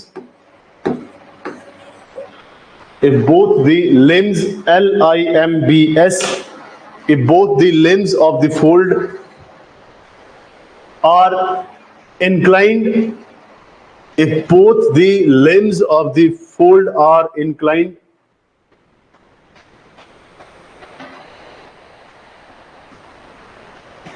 if both the limbs of the fold are inclined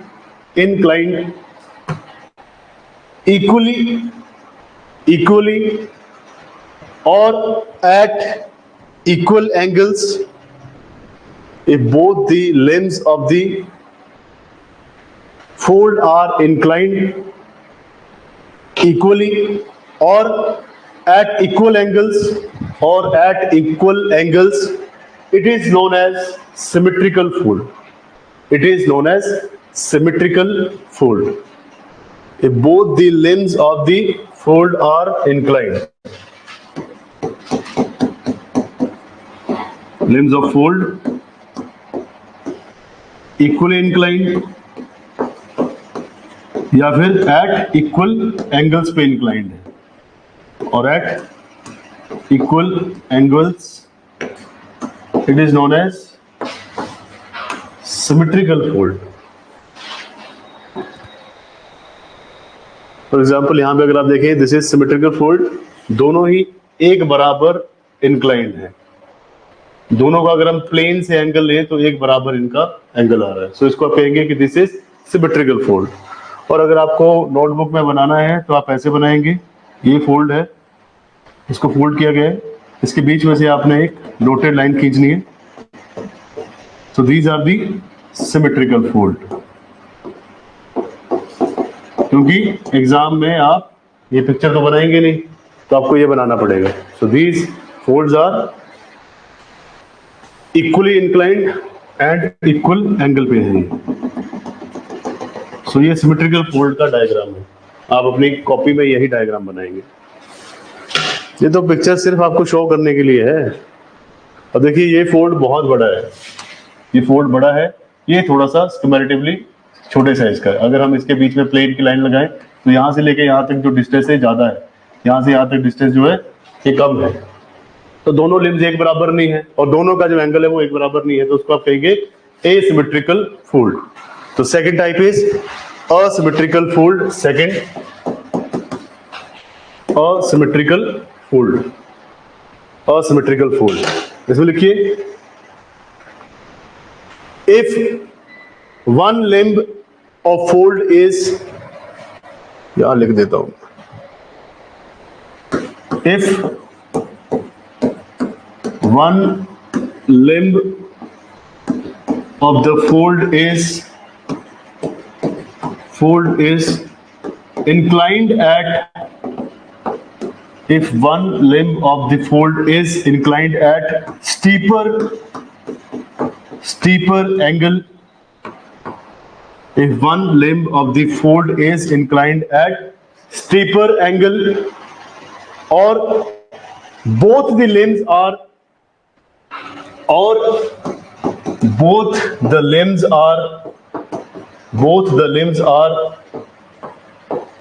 inclined at, or both the limbs are inclined at different angles, or both the limbs are inclined at different angles,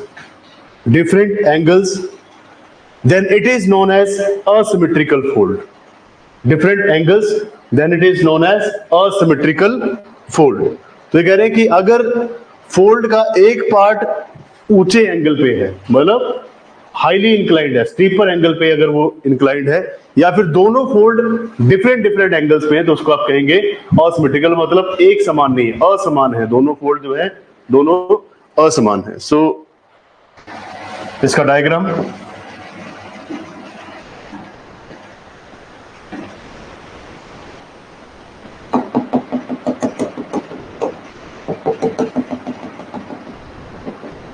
एक जो limb है वो बिल्कुल अलग है. For example अगर मैं यहां से एक प्लेन लूं तो ये ज्यादा नीचे की तरफ को इंक्लाइंड है, एक जो है वो कम इंक्लाइंड है. सो इसी को आप कहेंगे दिस इज असिमेट्रिकल फोल्ड. देखो जी, हमारे तो डायग्राम जब बने हैं ना, तब ये चीजें नहीं होती थी. होती थी बट पीडीएफ इतनी नहीं चलती थी, तब ऐसे ही डायग्राम बनवाए जाते थे। और इसीलिए आपको भी यही बनाने, क्योंकि आप प्रैक्टिकल फाइल तो है नहीं कि प्रिंट निकाला, फोटो काट की और वहां पे चिपका दी कि sir this is asymmetrical symmetrical fold, तो आपको वहां पे बनाना ही पड़ेगा। तो this is asymmetrical fold. Asymmetrical मतलब असमान या फिर एक बराबर नहीं है ये फोल्ड। नेक्स्ट फोल्ड इज, इसका एग्जांपल लिखिए आप असिमेट्रिकल का, Himalayan mountain range. Example,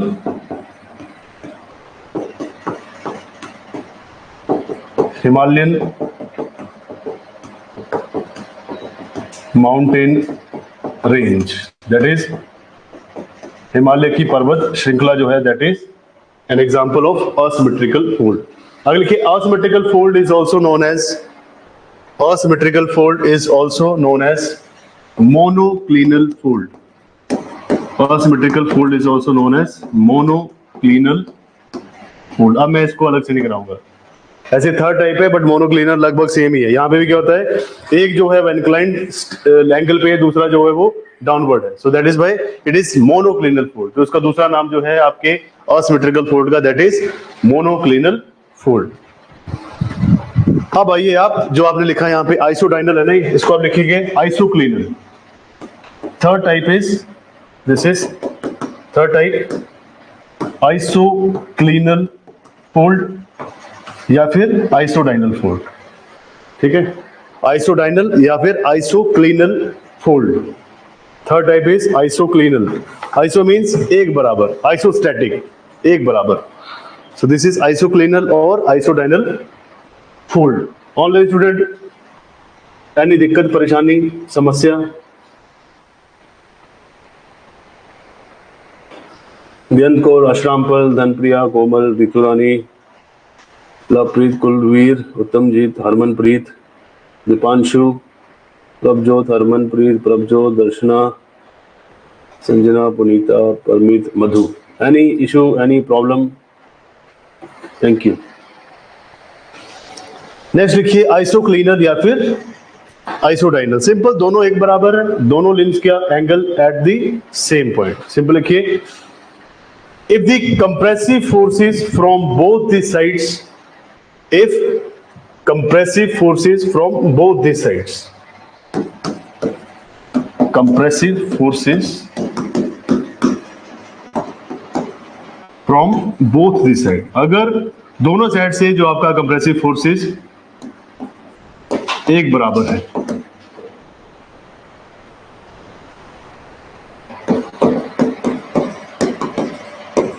if the compressive forces from both these sides are strong,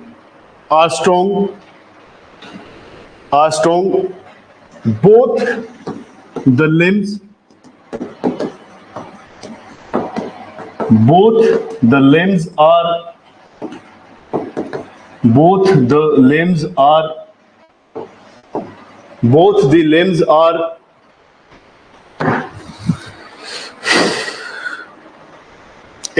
limbs are inclined at steeper angle. Both the limbs are inclined at steeper angle, comma, more or less parallel to each other. Both the limbs are inclined at steeper angle, more or less parallel to each other. More or less parallel to each other. Such kind of fold are more or less parallel to each other. Such kind of fold are known as isoclinal or isodinyl fold. Such type of folds are known as isoclinal or isodinyl. Recommend अभी कराएंगे हरमनप्रीत।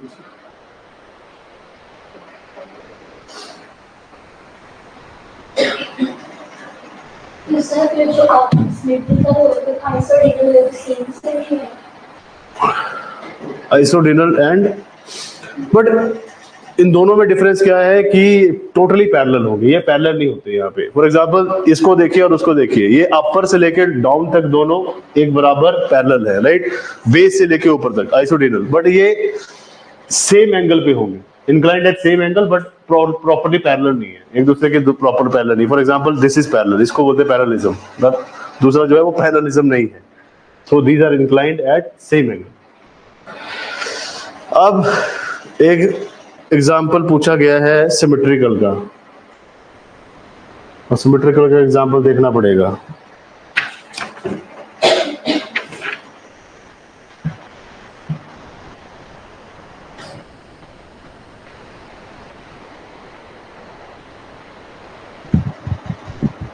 कौन पूछेगा वैसे exam में symmetrical?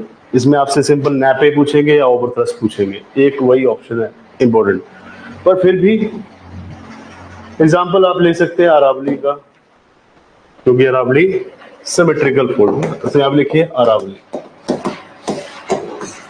This is Aravalli, ठीक है जी, क्योंकि डिन्यूटेड है, जो डिन्यूटेड जो पार्ट होगा that is Aravalli. Asymmetrical means Himalaya, क्योंकि हिमालय में कोई बहुत ऊंचा पर्वत है तो बहुत डाउन में चला जाता है। सिमेट्रिकल सिंपल सा, ग्रेट हिमालय बहुत ऊंचे हैं, फिर मिडिल हिमालय उससे कम ऊंचे हैं, फिर शिवालिक उससे कम ऊंचे हैं, सो डिपेंडिंग अपॉन इनकी सिमेट्री। आपका क्वेश्चन बहुत सही है जो आपने पूछा कि सिमेट्रिकल एंड दूसरा आपका आइसोडाइनल, सो इम्पोर्टेंट है ये कि कैसे आप डिफरेंशिएट कर सकते हैं। इसमें हम कह रहे हैं कि दोनों इसमें जो आपके एंगल्स हैं that are inclined at steeper angle, right, but angle इनका सेम रहेगा, बट अगर हम बात करें इनकी पैरेललिज्म की तो दोनों साइड से कंप्रेसिव फोर्सेस ज्यादा हाई है। पानी वानी के लिए पूछते हैं,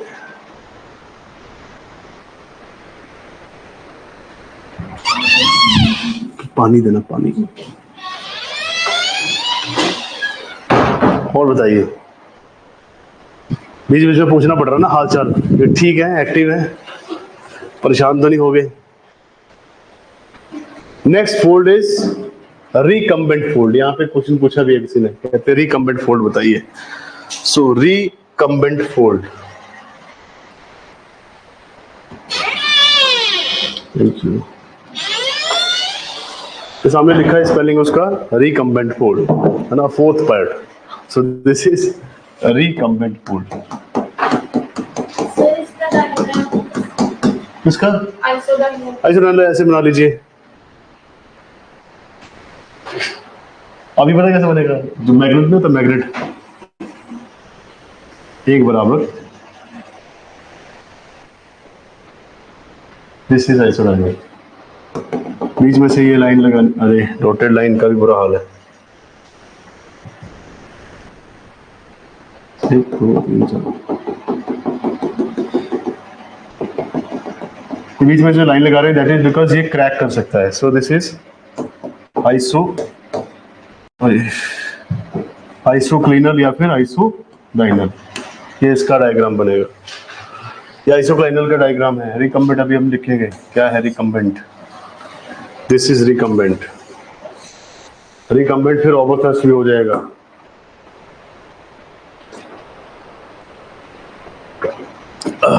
नेक्स्ट लिखिए रिकम्बेंट फोल्ड, तो लिखिए फिर डायग्राम, फिर बाकी चीजें।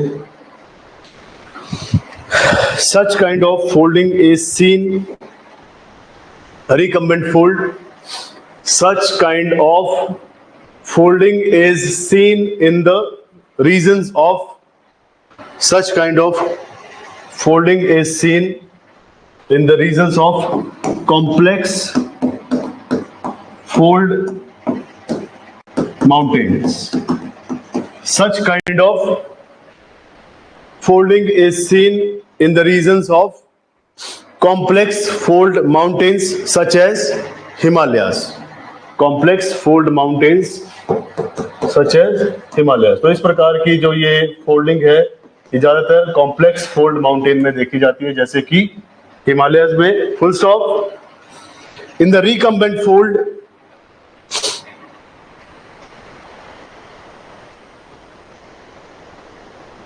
In the recumbent fold, both the limbs become parallel. Both the limbs become parallel. Both the limbs become parallel. तो दोनों पार्ट जो है, दोनों जो इसके लिम्स है या फिर जिसे कह सकते हैं आर्म्स है, दोनों ही पैरेलल हो जाती हैं. Both the limbs become parallel to each other and also to the ground surface. Both the limbs become parallel to each other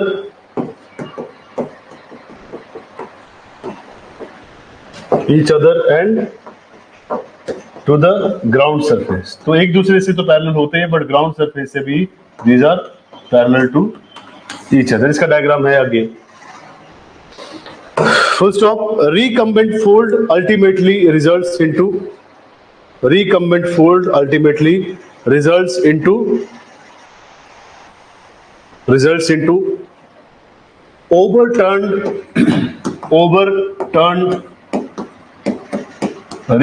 fold ultimately results into overturned, वो लिखा है सामने, overturned और overthrust fold. Overturned और overthrust, कहाँ लिखे? Overthrust fold. इसका diagram देखते हैं इसमें. सो जब ये फोल्डिंग कॉम्प्लेक्स फोल्ड माउंटेन्स में होती है तो दोनों जो इसके लिम्स हैं, दोनों जो इसकी आर्म्स हैं, एक दूसरे के तो पैरेलल होती है बट ग्राउंड सरफेस के भी पैरेलल हो जाती हैं और बाद में ये अल्टीमेटली ओवरटर्न या फिर ओवरथ्रस्ट फोल्ड का पार्ट बनता है. अरे फोल्ड आ गया तो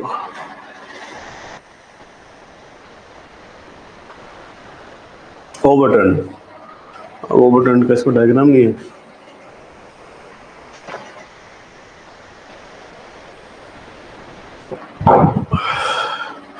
ओवरटर्न का example, they are parallel to each other as well as to the ground surface, and this part is the ground surface.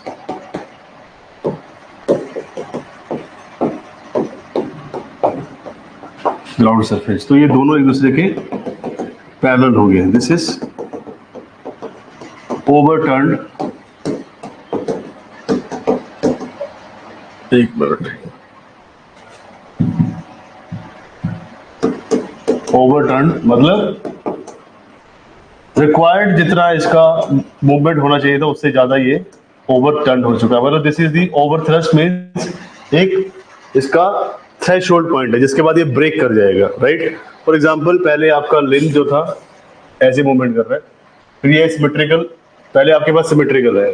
For example दोनों साइड से जो आपके लिम्स है, ये बीच में से लाइन लगा दी हमने, तो ये जो लिम्ब है ये भी सेम एंगल पे है, ये भी सेम एंगल पे है. उसके बाद ये आपका सिंक्लाइन है, दैट इज इसको आप वैली कहते हैं. अब दूसरा जो आपका है ये ऐसे चला जा रहा है. अब यहाँ से अगर आपने लाइन लगा रही यहाँ पे, अगर आप यहाँ पे इसका एंगल ले तो दिस एंगल और दिस एंगल ये लगभग एक दूसरे के ऑपोजिट है. क्यों? क्योंकि एक लिम्ब जो है बहुत लंबा है. फॉर एग्जांपल हम ऐसे बना रहे थे ना, एक लिम्ब बहुत लंबा है, दूसरा छोटा है. राइट. सो यहाँ पे यही एक्टिविटी चल रही है. सो यहाँ से अगर लेके यहाँ तक ले, यहाँ पे हम इसको एक ऐसे बेस पॉइंट दे रहे हैं. तो यहाँ पे अगर इसका एंगल देखो, यहाँ से एंगल देखे, तो ये एंगल जो है इससे छोटा है और ये एंगल थोड़ा बड़ा है. तो दिस इज असिमेट्रिकल. अब दूसरा ओवरटर्न क्या है कि इसमें बहुत ही ज्यादा ये ऊपर तक चला जा रहा है, एक लिम्ब काफी ऊपर तक जा रहा है, पैरेलल भी है, बट थिंग इज यहाँ पे आके ये फोल्ड हो जाएगा. फोल्ड इन द सेंस ये ग्राउंड सरफेस के ऊपर ही लेटा हुआ है, एक टाइप से गिरा हुआ है. So it is laid down to the ground surface. और ग्राउंड सरफेस में जब ले डाउन करेगा उसको कहेंगे दिस इज ओवरटर्न. अब इसका थ्रेशोल्ड पॉइंट है जहां तक ये फोल्ड हो चुका है. फोल्ड होने के बाद दिस इज पैरेलल. अब बीच में से ये क्रैक करता है, फिर एक दूसरे से मूवमेंट दूर दूर कर जाते हैं. उसी को हम देखेंगे नेक्स्ट की यहाँ पे आपके ओवरथ्रस्ट के बाद नैपे बनते हैं. नैपी. सो नैपी दूसरा नैपी नहीं, this is nappe mountain. So diagram को आप यहाँ पे सामने रखिए. Symmetrical, asymmetrical, overturn. अब आपके पास जो नेक्स्ट है ओवरटर्न और ओवरथ्रस्ट फोल्ड. और चलो ओवरटर्न और ओवरथ्रस्ट.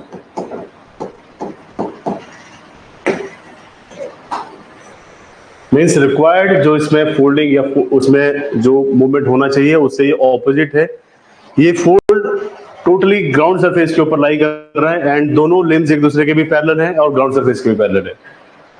बाद में जब ये और ज्यादा फोल्डिंग होगी तो it will be crack down. For example simple समझिए ना, मैंने आपको एग्जांपल क्या दिया, सरिया।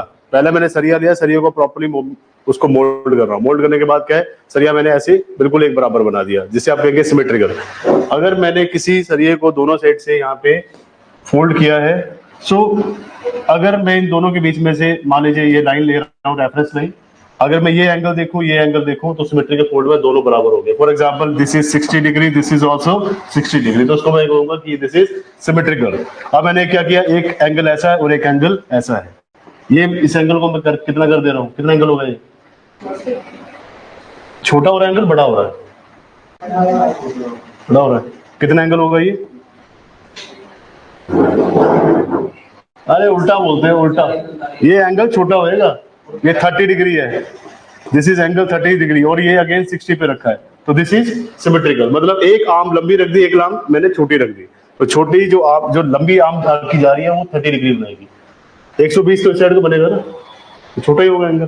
तो दिस इज, ये आपका सिमेट्रिकल फोल्ड है। इसको आप एंगल से समझिए, इन्होंने सिर्फ एंगल की गेम करी है यहाँ पे, राइट, ये असिमेट्रिकल है। उसके बाद आपके पास क्या आया था, सिमेट्रिकली मोनोक्लिनल होता है। उसके बाद क्या आया था आपके पास, आइसोक्लिनल। आइसोक्लिनल में क्या, दोनों का एंगल हमने बराबर रखना है। एग्जांपल बताइए, अब इसका क्या एग्जांपल हो सकता है। फॉर एग्जांपल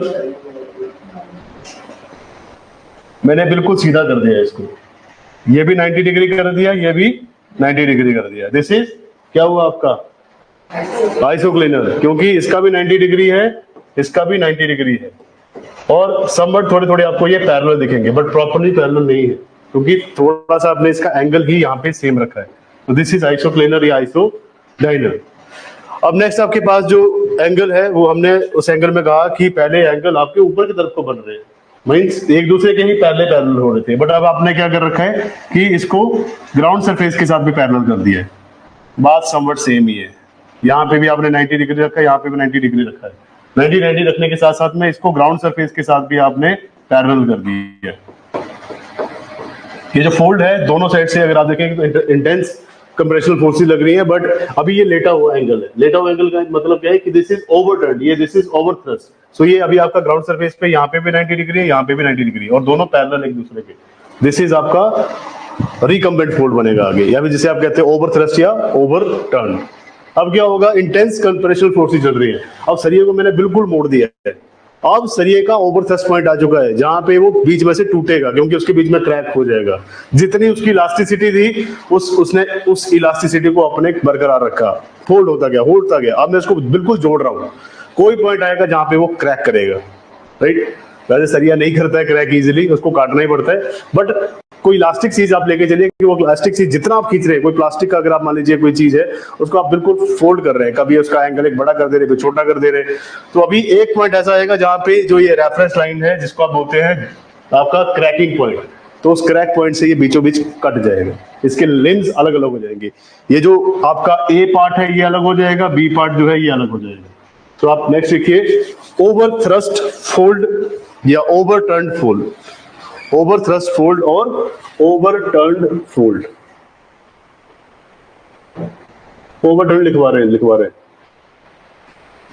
ओवरटर्न में लिखिए, सर इसमें कंप्रेशन फोर्स जो है किस साइड से लगेगा, मतलब ऊपर से कंप्रेशनल फोर्स ऐसे लगेगी, इसमें ऐसे लगेगी, दोनों साइड से फोल्ड को हमने तोड़ना है, तो टूट रहा है। कंप्रेशन का मतलब क्या है कि इसको हम ब्रेक कर रहे हैं। अब ये ग्राउंड सरफेस के साथ हो गया ना, तो इसीलिए इसकी फोर्सेस एक अप नॉर्थ साइड से लगेगी, एक साउथ साइड से लगेगी, दोनों साइड से इसको ब्रेक कर रहे हैं।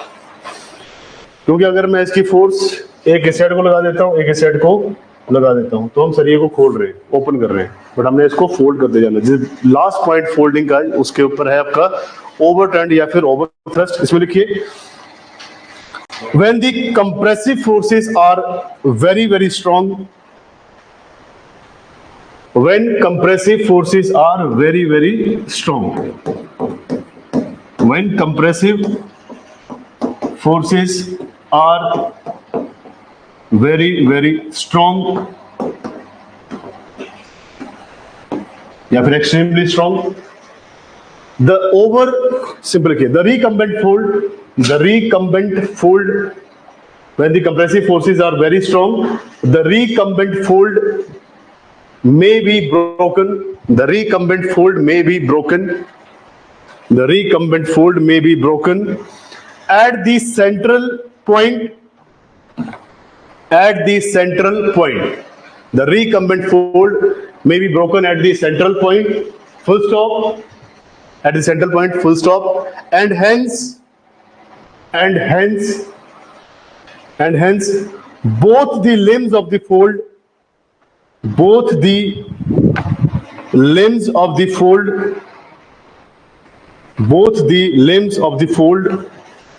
may join,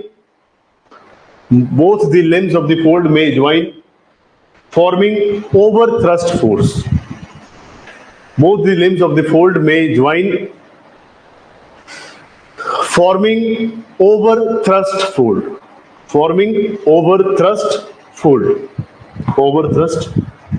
fold. सिंपल कह रहे हैं कि अब क्या होगा, जो आपका ये कंप्रेशनल फोर्स जो है यहाँ पे दोनों साइड पे लगेगा इसके ऊपर, दिस पार्ट, ये था आपका रिकम्बेंट कि प्रॉपरली ये फोल्ड हो चुका है और अपने दोनों साइड से भी ए और बी दोनों एक दूसरे के पैरेलल तो है ये, पर ग्राउंड सरफेस के भी पैरेलल है। अब ये कह रहे हैं कि आपका जो ये पार्ट है ये बीचों बीच क्रैक करेगा, इसके बिल्कुल सेंटर पॉइंट से क्रैक करेगा और क्रैक करने के बाद दोनों अलग अलग हो जाएंगे। तो इसको मैं दूसरे कलर से ही बनाता हूं।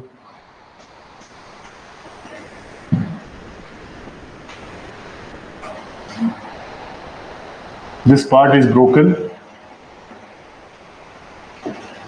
This part is also broken, है एक दूसरे के parallel, but these are broken. इसको थोड़ा सा अलग बनाते हैं, एक मिनट। आपने ओवर थ्रस्ट या सिंपल ओवर टर्न को इस तरह से बनाना है।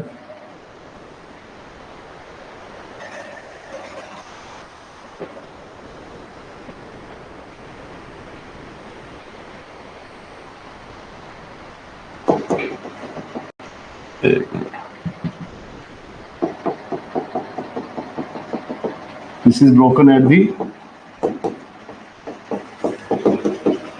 at central part।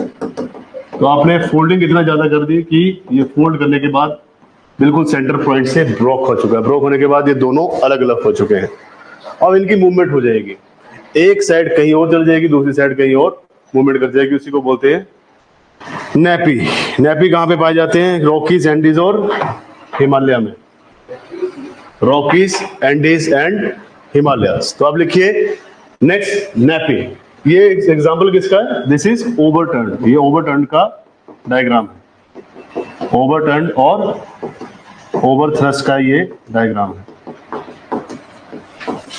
कि लिमिट से ज्यादा आपने इसको टर्न कर दिया या लिमिट से ज्यादा आपने इसके थ्रेशोल्ड पॉइंट पे इसको ब्रेक कर दिया। सो दिस इज ओवरटर्न और ओवरथ्रस्ट। नेक्स्ट आपके पास है नेपी। कौन सा पार्ट है ये आपका? Fourth, fifth.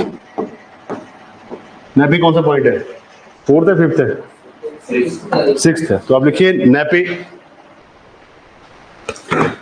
In the case of Rockies, Andes and Himalayas, in the case of Rockies, Andes and Himalayas, in the case of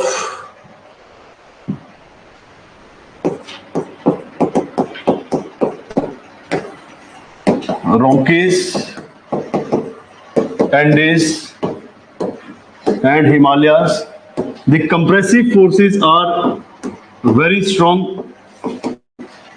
In the case of Rockies, Andes and Himalayas, the compressive forces are very strong and still active. Compressive forces are very strong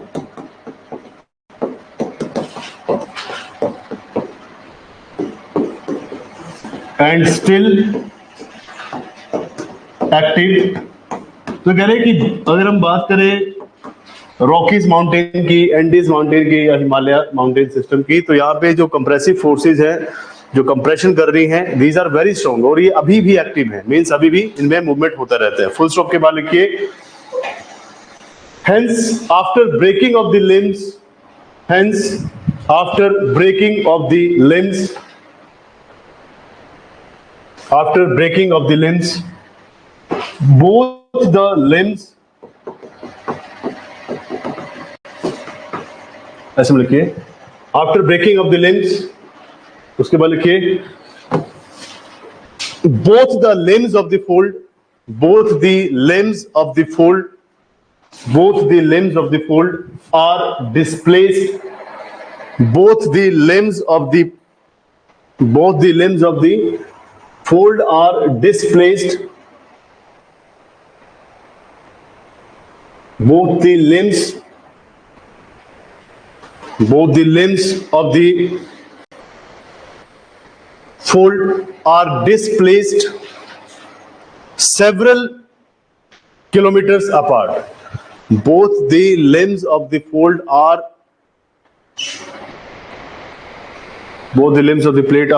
displaced several kilometers apart. Full stop. Such broken limbs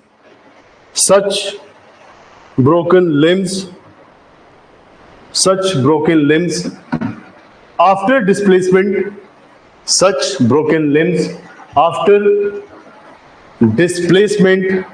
after displacement are known as nappy.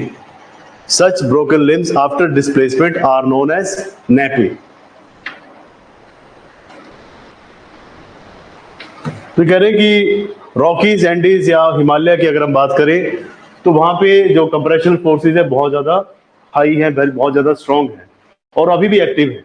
तो जब ये आपका over thrust या overturn आपका जो ये part है, इसमें भी जब दोबारा इसके ऊपर एक्टिविटी होती है आपके फोल्डिंग की, तो ये जो पार्ट्स हैं, टूटे हुए पार्ट्स, इनको डिस्प्लेस कर दिया जाता है, अलग अलग एरियाज में पहुंच जाते हैं। कई बार ये सेवरल किलोमीटर्स अपार्ट हो जाते हैं, दूर पहुंच जाते हैं।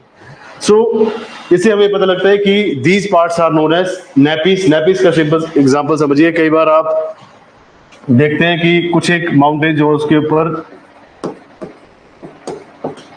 रेड कलर की सॉइल भी पाई जाती है, बट ये रेड कलर की सॉइल जो है वो अपर पार्ट्स ऑफ द माउंटेन्स पे नहीं होनी चाहिए। क्यों? क्योंकि ये बिल्कुल लोअर पार्ट्स की है। बट प्रॉब्लम क्या है कि ड्यू टू इंटेंस फोल्डिंग जो लोअर मोस्ट पार्ट था आपका वो ऊपर एरियाज में है, और कई बार जो अपर मोस्ट पार्ट्स का जो एरिया होना चाहिए वो नीचे वाली पार्ट में। सो ये दोनों एक दूसरे से क्रैक होने के बाद, फॉर एग्जाम्पल डायग्राम इसका बना ले, फिर उसके बाद ज्यादा समझ में आएगा। दिस इज आपका ओवरटर्न या अपर थ्रस्ट फोल्ड। अब इसका इसका डायरेक्शन जो है इस साइड को है, दूसरा जो डायरेक्शन है that is to the opposite direction, means these are moved apart due to intense compression forces. तो ये जो आपके ब्रोकन पार्ट्स हैं ये डिस्प्लेस किए जाते हैं ड्यू टू इंटेंस फोल्डिंग, और अलग अलग एरियाज में ये आपको देखने को मिलेंगे क्योंकि फोल्डिंग हो चुकी है। फोल्डिंग के बाद ये they are displaced far away. Sir, I don't understand the line. The fold may join forming over thrust fold. Last line क्या थी इसकी? Hence, both the limbs of the fold may join forming over thrust fold. Over thrust का पूछ रहे हैं आप, है ना? When हमने ये कहा कि जब आपकी कंप्रेसिव फोर्सेस बहुत ज्यादा स्ट्रॉन्ग होंगी, स्ट्रॉन्ग होने के बाद ये रिकम्बेंट फोल्ड बनाती है। मींस रिकम्बेंट में हमने देखा कि दोनों फोल्ड एक दूसरे के पैरेलल हैं और उसके बाद वो सरफेस के साथ भी पैरेलल, ग्राउंड सरफेस के साथ भी पैरेलल है। लास्ट लाइन ये थी, hence both the limbs of the fold में join forming overthrust fold. तो इसमें सिंपली हम कह रहे हैं कि जब दोनों एक दूसरे के पैरेलल है लाइक दिस और ग्राउंड सरफेस के साथ भी पैरेलल है, तो दोनों ज्वाइन करेंगे। ज्वाइन करने का मतलब क्या है कि यहां से फोर्स लगेगी, यहां से भी फोर्स लगेगी। तो दोनों जब बिल्कुल ज्वाइन कर जाएंगे तो उसके बाद ही बीच में से इट विल ब्रेक डाउन। तो इसलिए हमने कहा कि both the limbs of the fold में join forming overthrust fold या फिर ओवरटर्न्ड फोल्ड। सो ये आपके 6 टाइप के फोल्ड्स हैं, राइट। तो पहले में सिमेट्रिक फोल्ड है, दूसरे में एसिमेट्रिक फोल्ड है, मतलब एंगल्स का इशू चल रहा है। उसके बाद दोनों ही एंगल बराबर हैं पर दोनों पैरेलल हैं। रिकम्बेंट दोनों एक दूसरे के पैरेलल तो है, साथ साथ में ग्राउंड सरफेस के पैरेलल हैं।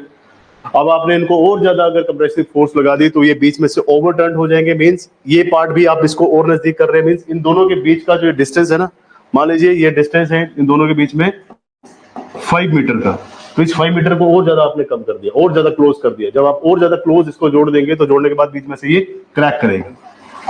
तो बोथ द लिम्स में ज्वाइन फॉर्मिंग ओवरथ्रस्ट फोल्ड। ओवरथ्रस्ट जब बना रहे हैं तो हम देख रहे हैं कि इन दोनों के बीच में जो डिस्टेंस है ये लगभग और ज्यादा कम हो गया, मतलब आप लगा सकते हैं दिस इज 2.5 मीटर, बहुत ही कम डिस्टेंस रह गया। अब जब ये टूट चुके हैं, टूटने के बाद जब ये इंटेंस फोर्सेस जो आपके ऊपर लग रही है फोल्डिंग की, चाहे वो रॉकीज में है, एंडीज में है, हिमालयस में है, इन दोनों को पार्ट्स को अलग अलग कर दे रही है। एक पार्ट आपका किसी डायरेक्शन में है, जो दूसरा पार्ट है वो अलग डायरेक्शन में है, तो जब ये दोनों एक दूसरे से डिस्प्लेस हो जाते हैं तो उसको आप कहते हैं दिस इज नैपी। सो ये हैं आपके types of folds, symmetrical, asymmetrical, then monoclinal, isoclinal, recumbent, overthrust and nappe. Next है आपके पास फोल्ट। फोल्ट मींस जहां पे क्रैक पड़ रहा है, जहां पे टेंशनल फोर्सेस लग रही है, both the forces are moving away from each other, दो फोर्सेस जो है ऑपोजिट डायरेक्शन में लग रही है।